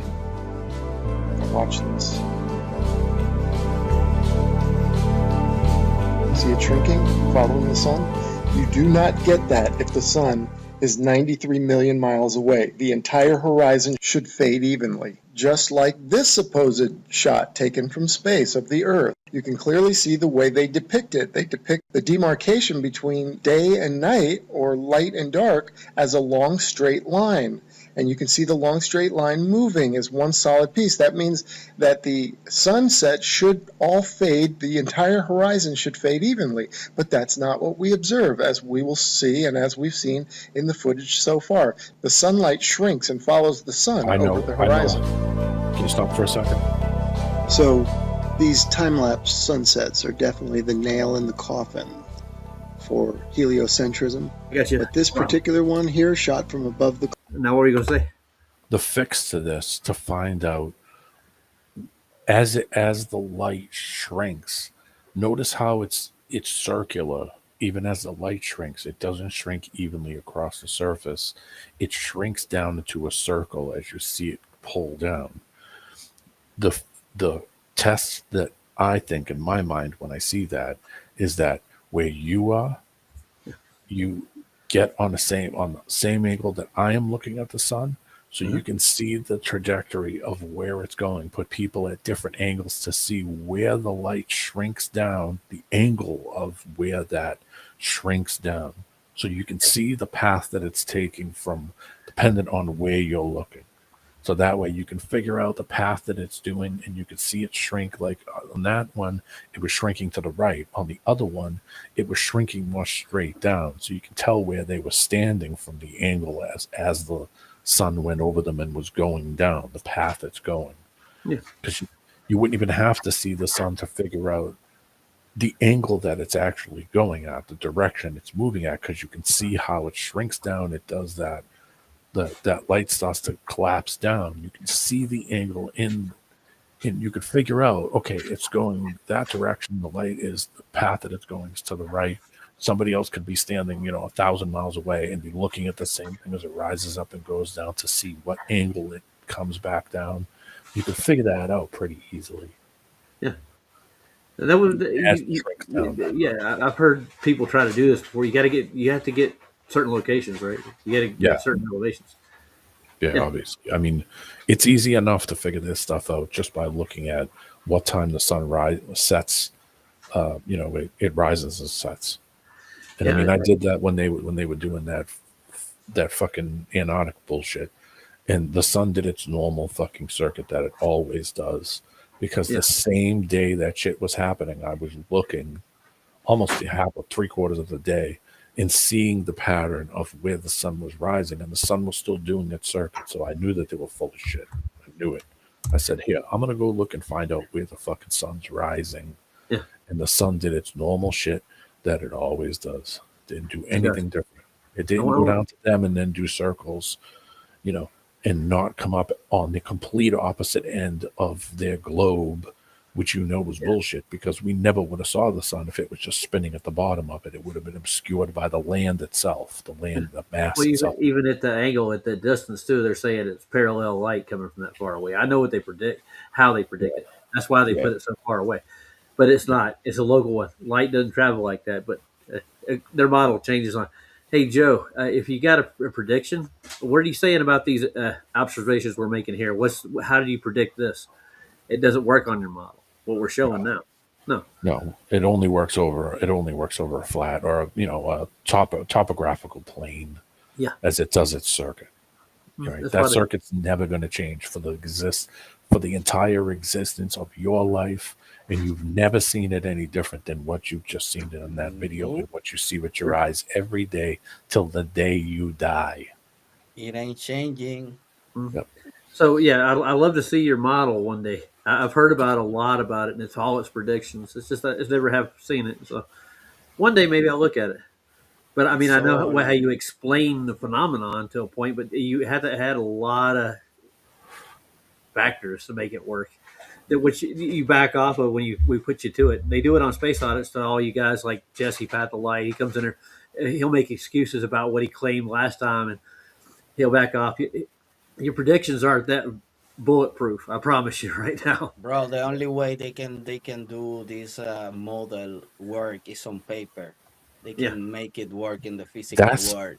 Show us, please. Come on, Joe. Show us the physical evidence. The sun and the moon is as far as I go into fantasy land as I will ever go. Anything past the sun and the moon, I don't give a fuck what they say. You can fucking theorize about that shit all day. But you can use the sun and the moon. The gaseous giant stars that are reproducing in space somewhere. Yeah, I don't give a fuck. It means nothing to me. I'm saying I like using the sun and the moon because you can use that as a gauge in distance. You can use it as a gauge in perspective. You can use it as a light gauge also, and it does the same thing over and over. All he has to do today, wherever he is simply look at where the sun is rising and setting, and look at the times in between the different land masses, and you'll see it doing its pattern. It is never going to change ever. You can fantasize about it changing or doing something different than you think it's doing. It's not. Yeah, D-Man, we've been pulling apart their videos since you've been on my channel, haven't we? Yeah, pretty much. So if you want to come by, Joe, watch some of our older shows. We'll show you how we pulled apart your globe model and how it's a bunch of bullshit. But simplistically, I'm not a scientist. One of these trolls, most people aren't scientists. We all can use the scientific method. That's what's neat about it. It's not prejudice towards people. No. I use one method. What I see, like everything, what I see and how I've seen it forever.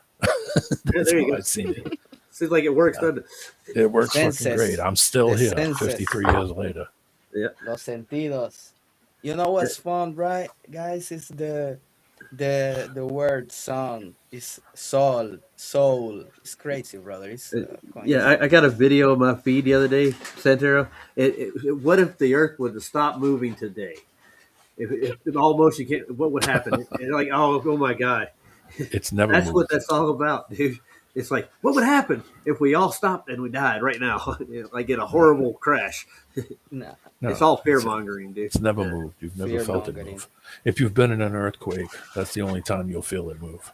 Yeah. The only people that feel the earth moving is the people with vertigo. So yeah, unless about it. got some kind of disease. Even with your fairy tale stars and stuff, they're not where you say they are. They're refracted from another place, and they never do match up with your predictions. And that's what Shane and Alan are doing right now. If you want to go watch their show, they put out one yesterday too.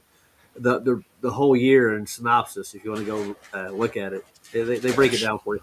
Yeah. Shane and Alan are on another level. Yeah, but it's funny. All their predictions are based on a pattern that repeats. Yeah, that was already here. Like Damon is saying, it's just a pattern, guys. Just understand that. Who do you think has can tell you a little bit about patterns? He played games. He knows. Yeah. Well, the thing is with that pattern, they stored up for all the Babylonian and the Phoenician and all the rest of the cultures.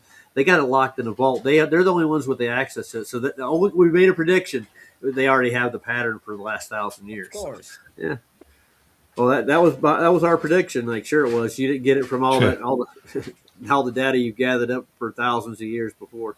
It's like that fake story they have about Columbus saying that the sun was gonna get covered. Like, come on, you coming to America, full of people. Yeah, come on. That was a great movie. Yeah, very good one. Coming to America. Yeah. Clouds from this observatory is the final nail in the coffin. Look at how the sun just shrinks and the light shrinks to nothing. That cannot happen, as I showed you in the when the sun illuminates the entire Earth, which it does from 93 million miles away. It has to. You don't get this isolated look at the sunlight trailing the sun. That's only possible with a small sun, close, not very high, illuminating locally. I mean, if this isn't proof to you, then you gotta take the blinders off.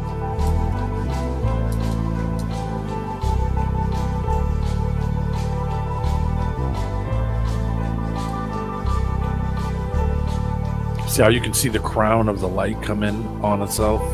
See how you can see it and come finally, I want to show you some examples of local illumination, or a city in the background. This is from Grand Canyon National Park. You can see Las Vegas is one of them. You can see the stars going down, so you know that's not the sun. That's the glow of Las Vegas, it says. You can see that's local illumination. I'm just making an example showing you here's Tuba City and a little bit of Flagstaff. Now, in this one here, you see... I used to live there. It's pretty. Guys, this place is huge as fuck. It is. It's amazing. Well, even on a biblical scale, they said no man can measure it. No, it's incredible, bro. Even in the island I live, it's a small island, but it's huge, bro. It's huge. Oh yeah. Well, I mean, we're just in a little cutoff circle. We're just in a cutoff corner of it. Yeah. Like when you think about it, it's probably another half this distance. It's probably another half this distance. Well, would be to the north, to the northeast. It's probably half the distance bigger, and then to the northwest, it's probably double the distance. We're just cut off from going any further. That's all. It's like, plus, it's inhabitable. Yeah. Not only that, Demon. This is the places we live in. The lands we know. What about the other places that are supposedly unknown? They keep saying they find tribes and islands and stuff like this. Yeah. And I'm not talking about that David Weiss fantasy fucking 1900s layer fucking land bullshit. We are talking about real life. That's here. total shit. No, we're not talking about lizards and nothing like that. We're talking about the real world. Yeah, I'm looking at Joe here. He's saying you can get a perfect baseline on Earth. Bull, dude. They've done it many times, dude. How do you think they mapped the Earth? How do you think cartography is actually done? It's done from a flat surface. Yeah, all of them, dude. All of it, and then it's adjusted to a different shape. Yep. Ask this guy how does he think they build 30-kilometer bridges? Oh, they got bigger ones than that. Come on. Oh, Pontchartrain's huge, super long. I mean, I drove through a tunnel every day that went through the harbor, and that's crazy distance. And I mean, that thing is actually angled down to the middle. So it's actually angled in on both sides, then goes down and flattens out in the middle, so that boat traffic can go over the top of the tunnel. And it was built that way for that specific reason. Otherwise, they never would have did that. They would have just dug that fucking thing straight. You know, they would have dug it down and then just ran a straight pipe across, and they didn't do that. They angled it down so that way water and stuff could be drained down through the bottom and then, you know, pumped out or whatever they do, you know, when it rains like crazy. That thing used to flood and everything. Oh my God. Oh, yeah. Every time I would go through it, every time I would go through that, too, man. every time I would go through that thing and we'd get stuck on the bottom, like you're stuck all the way on the bottom of it, I would fucking shit. I'd feel so these people uncomfortable. don't even understand containment. How do you think we get the electricity that you are using now from the water source? You know, it's because you have a containment there. You know, damn. Shit, you guys. Yeah, Hey, Joe, man. I'm doing Grow up. I'm doing a Joe, whole show grow on up. ordnance surveying and your precious geodetic surveying, and we're going to compare what they are and how they came to exist, and who actually are true to their measurements. So if you got a problem with that, we have a flat baseline. There's tons of them. They call datums. They're all over the flat plain. You can go look at them. They vary because of tides and terrain, but other than that, you know, they have a basic sea level. It's always going to be there. You won't get rid of it. We'll curve your sea level. You won't answer that? What am I supposed to answer, Jay? Hold on. Can you use a sextant without a baseline? How do you use a sextant? Have you ever Water used is one? flat. Yeah. You have a horizon mirror on that sextant, right? Yeah. So you have to get to your horizon, right? That's how you get your baseline. Yeah. It's just without sail. But in order to do celestial navigation, you have to get an equal elevation altitude above all of the terrain. Yeah, you can't you can't just say, oh, well, we'll just angle it off the side of this mountain. It doesn't work. Yeah. No. So at equal elevation altitude over 5,400 miles, how do you wrap that around a sphere? You can do that with 3 points. So you should go talk to 10th Man. He went over it all. He went through your catalogs on celestial navigation. He spent $5,000 on books in one pop. I think he spent over like 10 grand, and he went through all of them. He showed how you have to have a flat baseline for all your measurements. Yep. But your almanacs are built on your celestial charts and stuff, and it's all timed to Greenwich, and they're all built on time, you know. But I got from Adam Meekum the other day. He was talking about it on Q East, that those meridians were actually jockeyed for the prime meridian. Each country wanted that, so they could set their timeline up with that, so they would control the time on the sea. Yeah. It was weird. It's political, but yeah, it has nothing to do with physicality. They could put that meridian anywhere, and you could start at zero anywhere on the plane, and you could grid yourself out from it. That's how Cartesian grids are made. Yep. Here we go. Lights. Obviously, we don't have two suns, but these are two cities lit up, and it's just to show it looks just. I know those two cities. One's Winslow and one's Flagstaff. I know exactly where they are. Pretty. It's like the sun going over the horizon. What are you saying, Demon? I was going to say, you want to see something interesting. Look at the grid mapping that the submarines used, that subs and ships used in World War II era, in like the 30s and 40s. They used grid mapping, where all they did was just square off. They just made a giant grid map on letters and lines, and that's how they would give people coordinates. They would say, we need you to follow these grid maps. You know, go to grid 7, go to 7E. You know, or go to 17. That's how they would tell you where to go or where to watch or what places to patrol. They simply just took the whole thing and just gridded it all and just made it squares. It's pretty interesting how they did it. Yeah. Well, I mean, according to Joe here, do that on a flat surface. You know? Yeah. This Joe Jesus, I'm pretty sure he's talking like a guy, Elder Bear. Yeah. He says exactly the same thing, and he's stuck on that grid that they built for the sphere. So yeah. They rolled it out into several different maps, like the giant Mercator, the projection. What is the projection of a globe? Just like the Gleasons had to use the globe as a projection because the Royal Society of whatever it was said that's the only thing you can use. That's what they have. But they put it over the proper grid. The azimuth is over the right grid. It's over what the Earth is.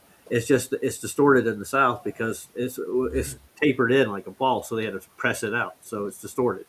It has distortions in it. That's the only reason why.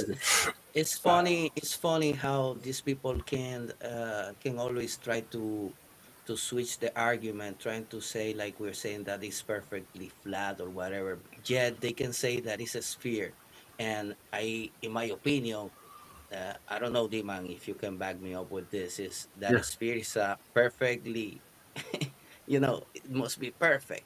Yet we have mountains in a sphere, so I don't know. It's not a sphere then. Is that one of Bev's boys over there? I don't know. It's talking like one. But Bev was a flat earther for like a couple of weeks, I gather. But he started getting flack for it, so he took it out on flat earthers like we did it to him. I think he's got a grudge. Well, don't they I all? pray for him. Yeah, I don't have a grudge against them. Yeah, it's okay. It's okay. Here's a star for your effort, Bev. Yeah, I'm glad he has his channel. He preaches. Who is the guy who started geometry? Euclid. Yeah, he's a Euclid. He uses Euclid's principles all the time, but he doesn't apply them in the real world. Yeah, when this video is over, I threw a link in grid mapping, and it's not legit. It's something from it's simulation, but it's exactly what the Kriegsmarine, the Germans, used. Oh, cool. It's the exact same grid mapping that the Germans used in the 30s with the U-boats. That's how they basically would figure out, when they would get orders on patrols, where to go, they would simply just grid map it. So no longitude, no latitude. They would just grid map it on a map and say, you need to go to these coordinates. That simple.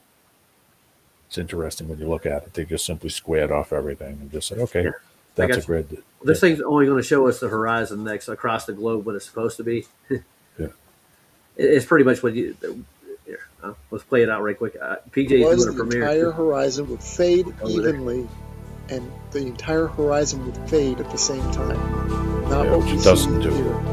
You would also see the shadow small sun from the Earth itself on the sky every time the sun went up or down. Case closed. You lose all the light at once. Yeah. Which doesn't happen. It's gradual. Or just... Yep. But I understand the elementary comprehension of the solar system. You get your styrofoam balls, you spin them around each other, it drives all the phenomena you see in the sky. That's what they teach in grade school. And when you get older, they teach something different. You're going to confuse the hell out of you. That was beautiful. Ballsack Earth. Oh, good God, here comes the commercial. Yeah, cut that off. And check out that last link. That's just your grid mapping. Now that's just a simulation. It's not like that's an exact from, German U-boats, but it's the replica of what they use to grid map. So when they would patrol, they would use grid maps. They would not use longitude and latitude. They would simply just use angle. Well, they do that in wartime too with everything, don't they? Yep. That's how they get places quicker. It's easier to do. Yep. So yeah, they don't give that out to civilians. You get to take the trade route, sort of the Yeah, they would simply just use bow angle, and then they could figure out that if we go at this angle at this distance, that it'll bring us to this grid position. Don't tell the humans the truth. It's simplified. Yeah. So simplified mapping. Your citizens don't get to realize what the Earth really is.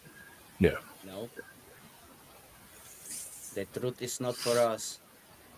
No, that's for the people in power. Yeah. Like the people who run the Pentagon, I'm pretty sure they have a nice bunch of whole maps that just work all the time, anytime they want them to. And they can get to where they need to be right away, pronto. Odd. I wonder. As you can't zoom in. Well, you can, but it's barely anything. But you can see that it's a bunch of squares inside of a big square. They could then take those small squares and then number them, and then say go to PA 3 or PA 60 or whatever they wanted. Yeah. And that's how you would be able to figure out that something's been reported in grid DE in square 12, and you'd be able to figure out, okay, yeah, that's over here. You know, it was a simplified mapping. So because you're obviously under the water, it's going to be different. I want to see the dial at the bottom. I think it's just for show, though. Yeah, it's just for just simplifying, just pointing out simple direction. But that's how they would use. That's the type of mapping system that they used for the for U-boats, German U-boats, grid mapping. Damn the Germans. Base like math video robbers. game, bro. What a name, dude. This is like Unreal Engine when you are creating a game, bro. It's the same thing. It's the same principle, you know. Some of those sub sims, the closest thing you'll ever get. They're one of the most complicated video games to ever play. It's one of the most complicated video games I've ever played, just because you're underwater, the majority of the time. You're traveling underwater using real tools on those sims. They use all kinds of real tools that were really used, so that replicates pretty much everything that you could do. Like literally, they're so hard to play because there's so much shit to it that the average person would play it for fucking 5 minutes and be like, "Oh fuck this," because there's just so much to it. Yeah, I got a question for all the little trolls in the chat. Is the horizon a geometric place? You mean like a geometric? You mean like a ball? Yeah, like when you look at a horizon, is that a geometric spot you're looking at? No. Is it an apparent thing? Wait a minute. It's simply a convergence point. Yeah, it So depends optical on the convergence conversation, because they sure like to cherry pick when it is and when it isn't. I know. Yeah. I heard there's 11 of them from somebody at some point. Who said that? That was Brenda. 11 horizons. You're staring at 11 horizons every time you look out. It's a phenomenon. It's a phenomenon. Because they're all refracted over and over again. Nothing's ever physical. You can't go. Can you do Wesley, D-Man? No, D-Man, go ahead. He's tired. Really, Santero? Really? Is this what you're going to do now? I'm living rent free in your head, Santero. Joe Jesus, why is that a nonsensical question? Is the horizon a physical place? Dude, answer the question. Tell me yes or no. Yeah. It's optical. Well, on a sphere, if you're at one point on it, you'd have a physical place where the land does meet the sky, right? As it goes around the sphere. It would have a closure point. There would be an actual physical tangent, as you would call it. Yeah. I mean, you could get in a boat and you could mark the spot. We could use walkie-talkies. I could be standing on the shore. You could get in the boat, and I can tell you when you start to go over the curve, and you can put an angle meter on your shoulder. Same argument, Joe. Itself, and you'll notice that you're never dropping down. Once you watch, I see you hitting that point and starting to disappear from the bottom up. You're still going at the same angle. It's not pitching the boat down. This is the same argument that they try to talk about with airplanes, that you're following the curve. Well, you could simply just put an angle meter right beside you while you're flying on the plane. You're not dipping the nose down to follow the curve, and the ground isn't moving underneath you, so they can't say that. That doesn't work. It'd be the same thing if you were traveling over the sea. It'd be no different. It'd be the same thing if you were driving a car over a measured level surface. It's going to have the same effect no matter what. It doesn't make a difference. If you were walking away from me, it would have the same effect. It'd be no different. So it's goofy as shit when they come up with this argument. We knocked this ball out of the park fucking 12 years ago. Yeah. I mean, this is kindergarten word shit. Sorcery, right? Like define what it's kindergarten shit. What physical is. How do you define what physical is? I don't know. Talk about word sorcery. They want to redefine the definition. Yeah. Depends on the definition of what is. Yeah, I want to see physical horizon blocking boats, buildings, stuff like that. Define definition. Physical horizon was the name of a girl I used to date. If that was, I was going to say, if that was the case, then every building built would be tilting away from each other, and we worked that out about 8 or 10 years ago. So you guys need to fucking get those fucking Pampers off and put some real underwear on. We're way the fuck past that shit. Way the fuck past any. Wakey. Yeah, we're waiting for you to show us your geometrical horizon. He's gonna show you a picture of NASA. Okay. He's gonna say, "Well, look at the stars over the curve." Yeah. Fucking shit. That shit's 12 fucking years ago. My mother. Way Which mother, man? You've never seen a mother. I remember when they were all fucking talking about the fucking convergence. I'll demand. I want a model. Give me a model. Some of the most ridiculous shit I ever heard. And you got to do a proper vetting on those models. Yeah. You said you're going to get going. We're coming up on 3 hours. Oh yeah, it is, isn't it? Yeah, JJ's doing a premiere. If you guys want to go over and just check out his premiere. Yeah, I'll check it out. PJ is. Yeah, PJ. Yeah, I always check PJ stuff out in the morning. I watched the other one he was doing. Who was on with him this morning? I forgot. I watched it this morning. I listened to it for a little while. I was on there this morning. Yeah, it was you. And who was the other guy that was on there? Wasn't Derek? Chris, yeah.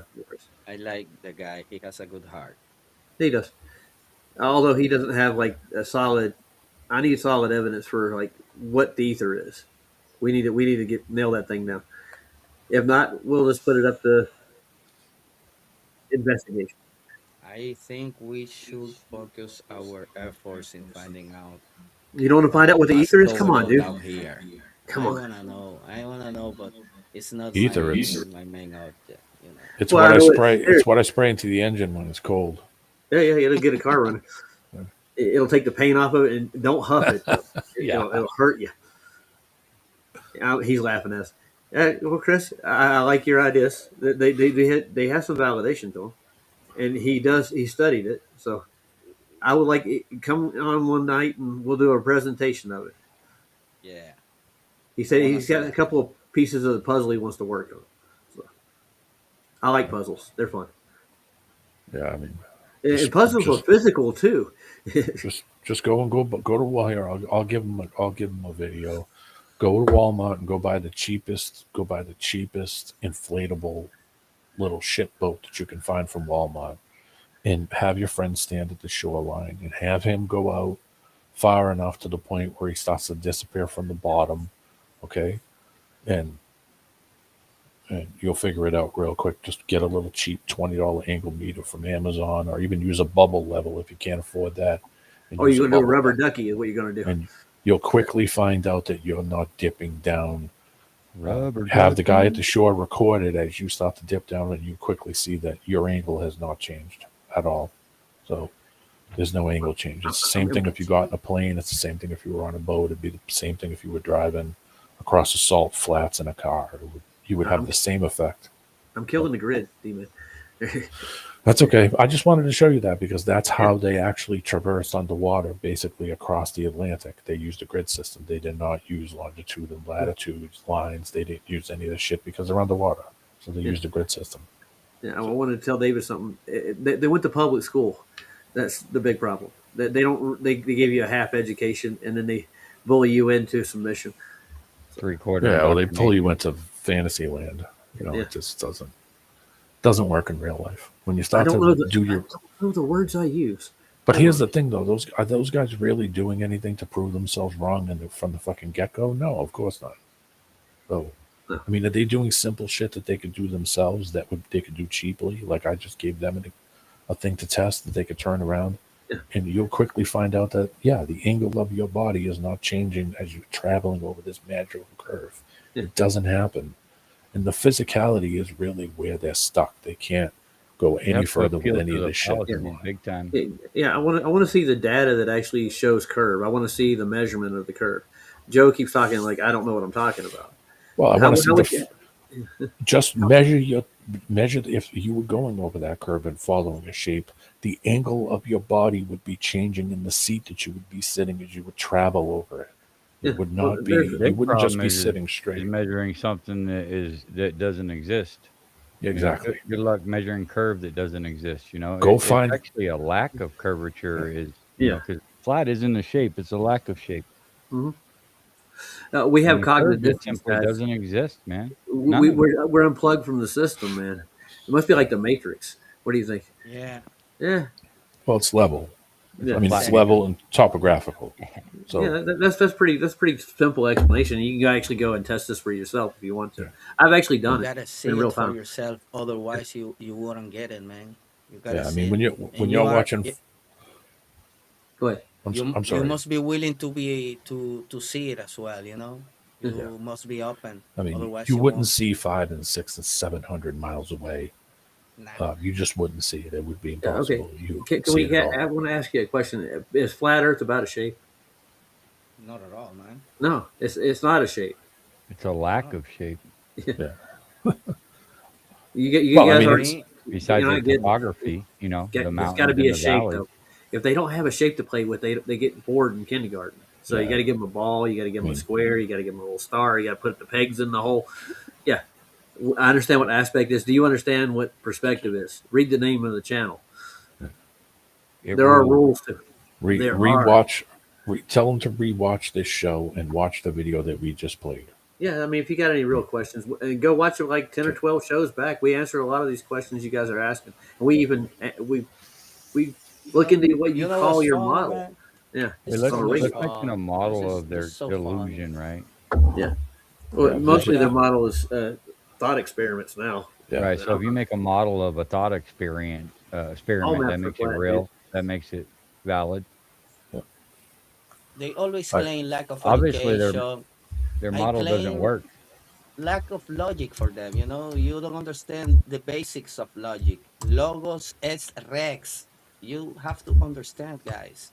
Logic over everything. If I it's not drove. logical, it doesn't make I sense. drove from Niagara Falls to Alabama with a flat book map that wasn't even. It was approximated distances, meaning that you drove by the odometer, and I used a compass that was built into a cup holder that I got out of a car in a junkyard and drove from Canada, from the border of Canada in upstate New York, and drove all the way to Alabama with a book I pulled out of a trash picked map book that was probably 15 years made 15 years before I was born, and a cup holder compass. Right. So Yeah. it's flat as fuck, I can tell you. Yeah. Very Well, there's a much. magnetic field everywhere. Doesn't Oh, point. gravity. How could you forget about gravity? I mean, I obviously wasn't compensating But for all gravity. this all the stuff we know about gravity. Damon, I It, You have a have entire question. states flatter than pancakes. That's a little problematic. Yeah. yeah, it is. I have a Well, I question mean, for Damon. yeah. Did you put a pack of a chunk of gravity in the car before you Oh, travel I with it? always keep a pocket full of gravity on me at all times.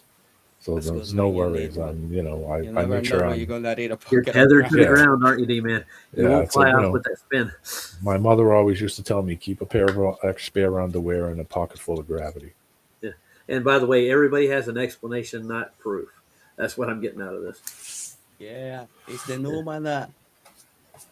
We're never You know gonna what? get to the Numana. We can know the phenomena, guys. We're never Why gonna don't get those there. guys? Why don't those? Hey guys, did I ever say flat was a shape at one point in time? Did I ever say that Nah, in this whole stream? Did it come out of my mouth? No, I'm the No. one don't that pay said that attention it's to a this lack of guy, shape. bro. Just leave this guy alone. He's just Yeah. a It's loser. just trolling.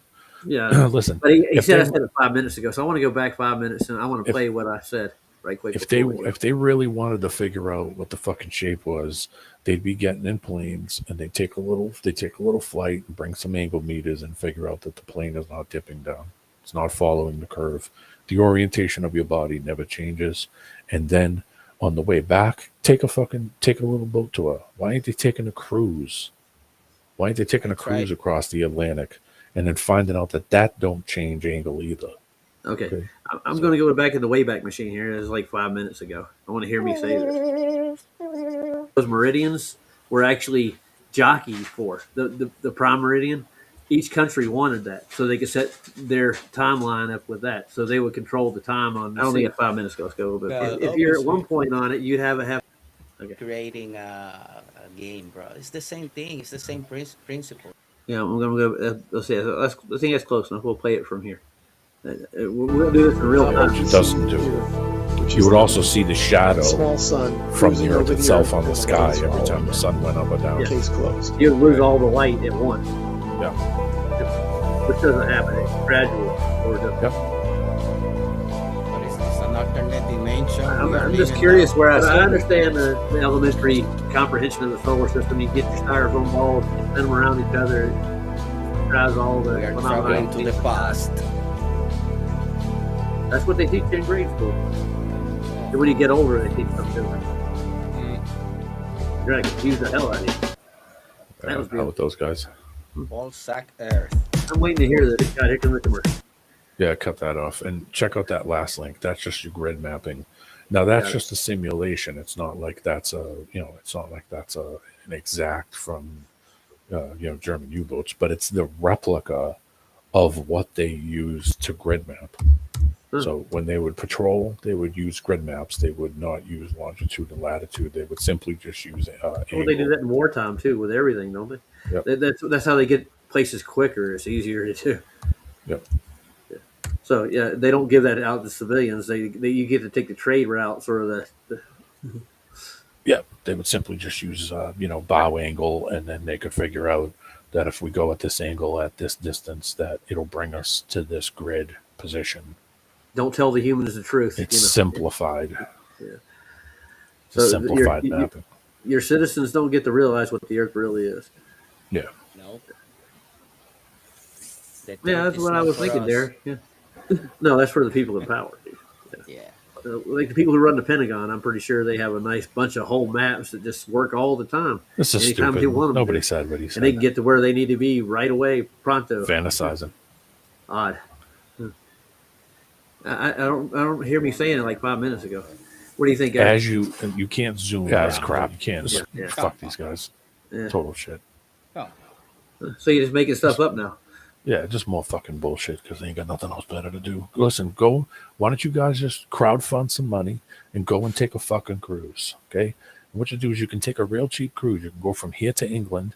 Then when you get to England, sleep for one night, get up the next day, and take the cheapest plane you can from England to the back to the United States. Okay, and take some angle meters with you, and you'll quickly find that your body orientation isn't changing as you completely cross the Atlantic. Right? You're gonna find that out. And let me tell you something. I'll tell you something else too. A lot of guys on here are ex-military, so they've been on planes, high altitude planes, and a lot of guys in here have been in the Navy too, that have been on ships for years. Okay, so none of this don't work very good on none the of globe. this fantasy shit that you guys are talking about works in real life. It's Do fantasy. these people even travel? Do they go out? I No. don't think so, man. No, they don't go anywhere. They never Bro, go. And last if they do, they don't pay attention. Yeah, Bro. because Go because find they- some curve, man. Go find some curve. it doesn't real. Listen, you're talking to fucking people in the who are in the military, Navy and Air Force. So don't give me that fucking shit. I'm You guys a are- Navy brat myself. I was raised in it. Yeah, I mean, Vlad's a Navy guy. I come from a Navy family. My dad never said, "Oh, it was great going upside down." That just didn't fucking happen, right? Believe me, I never been in the military, but I've seen a lot of planes. I used to work. I'm for pretty a sure long most time people in that go in the airport, military- and I used to work with charts. I know about mapping. I know about all this stuff. I've been on tons of planes. Yeah. Been I on know tons of curves planes. don't do that Apart over from a that, curve. everything we learned, we know how it works. So I worked just on don't the come ocean. here. That was my living for 4 straight years, 6 days a week. I was on the ocean, the Atlantic Ocean, every day, 6 days a week for 4 years of my life. You never disappear in the curve. I think so. No, I never disappeared over the curve, and the buildings that I looked at downtown were never leaning away from each other. It never happened. Right? So we've answered these questions for the last 10 years or more. I guarantee you. Don't need to That's answer why- them again. You can come back That's with the why I same question. said. That's why I said these guys need to take off the fucking pull-up diaper and put real underwear on because this is baby shit. They are far Well, behind. it's been 3 hours and 11 minutes exactly. So 3:11 is a good band. What do you think? Down. That's 33. You. It's a beautiful disaster. There you go. Think I can get away with Arrow that? gets it. Yeah. So you guys are here just to make some kind of point that we haven't heard before, I guess. I'll There break isn't out the anything they're going broom. to come up with.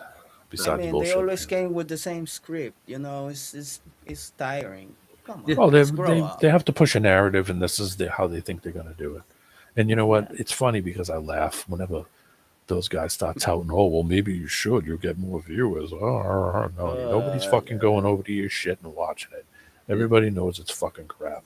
Okay? That's why nobody's going over their channels. That's why you're coming over here to get content on our. Yeah, exactly. Because you need people to fucking talk shit about. It's not about these people trying to.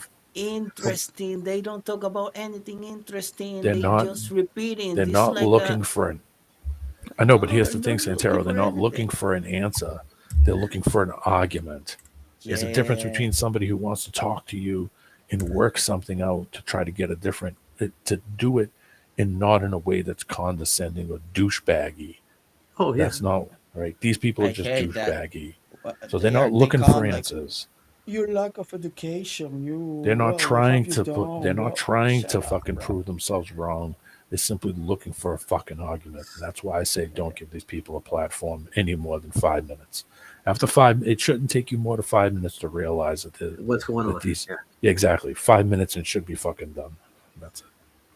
So I think I found a off 311 I could probably play. What do you think? 311. Beautiful Disaster. What now? If you're really conspiratorial minded, what's the third letter of the what's the 11th letter of the alphabet? L. Nope. It's K. Oh, yeah. So 3 Ks. KKK. Yeah, I heard that when I was growing up. They're representing the KKK. Like, don't listen to 311. It's crazy. I know. When I grew up, I was always like, oh, the people from the States, racist people. Bro, I met so many amazing people. I have so many people that love me in America. In the United States. I have never seen anything like that. So with your personality, Santero, I mean, how could we not?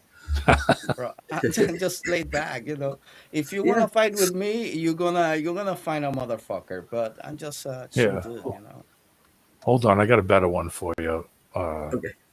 I got a better one for you because me and Cubby were talking about it during the week. You guys made me listen to rock again.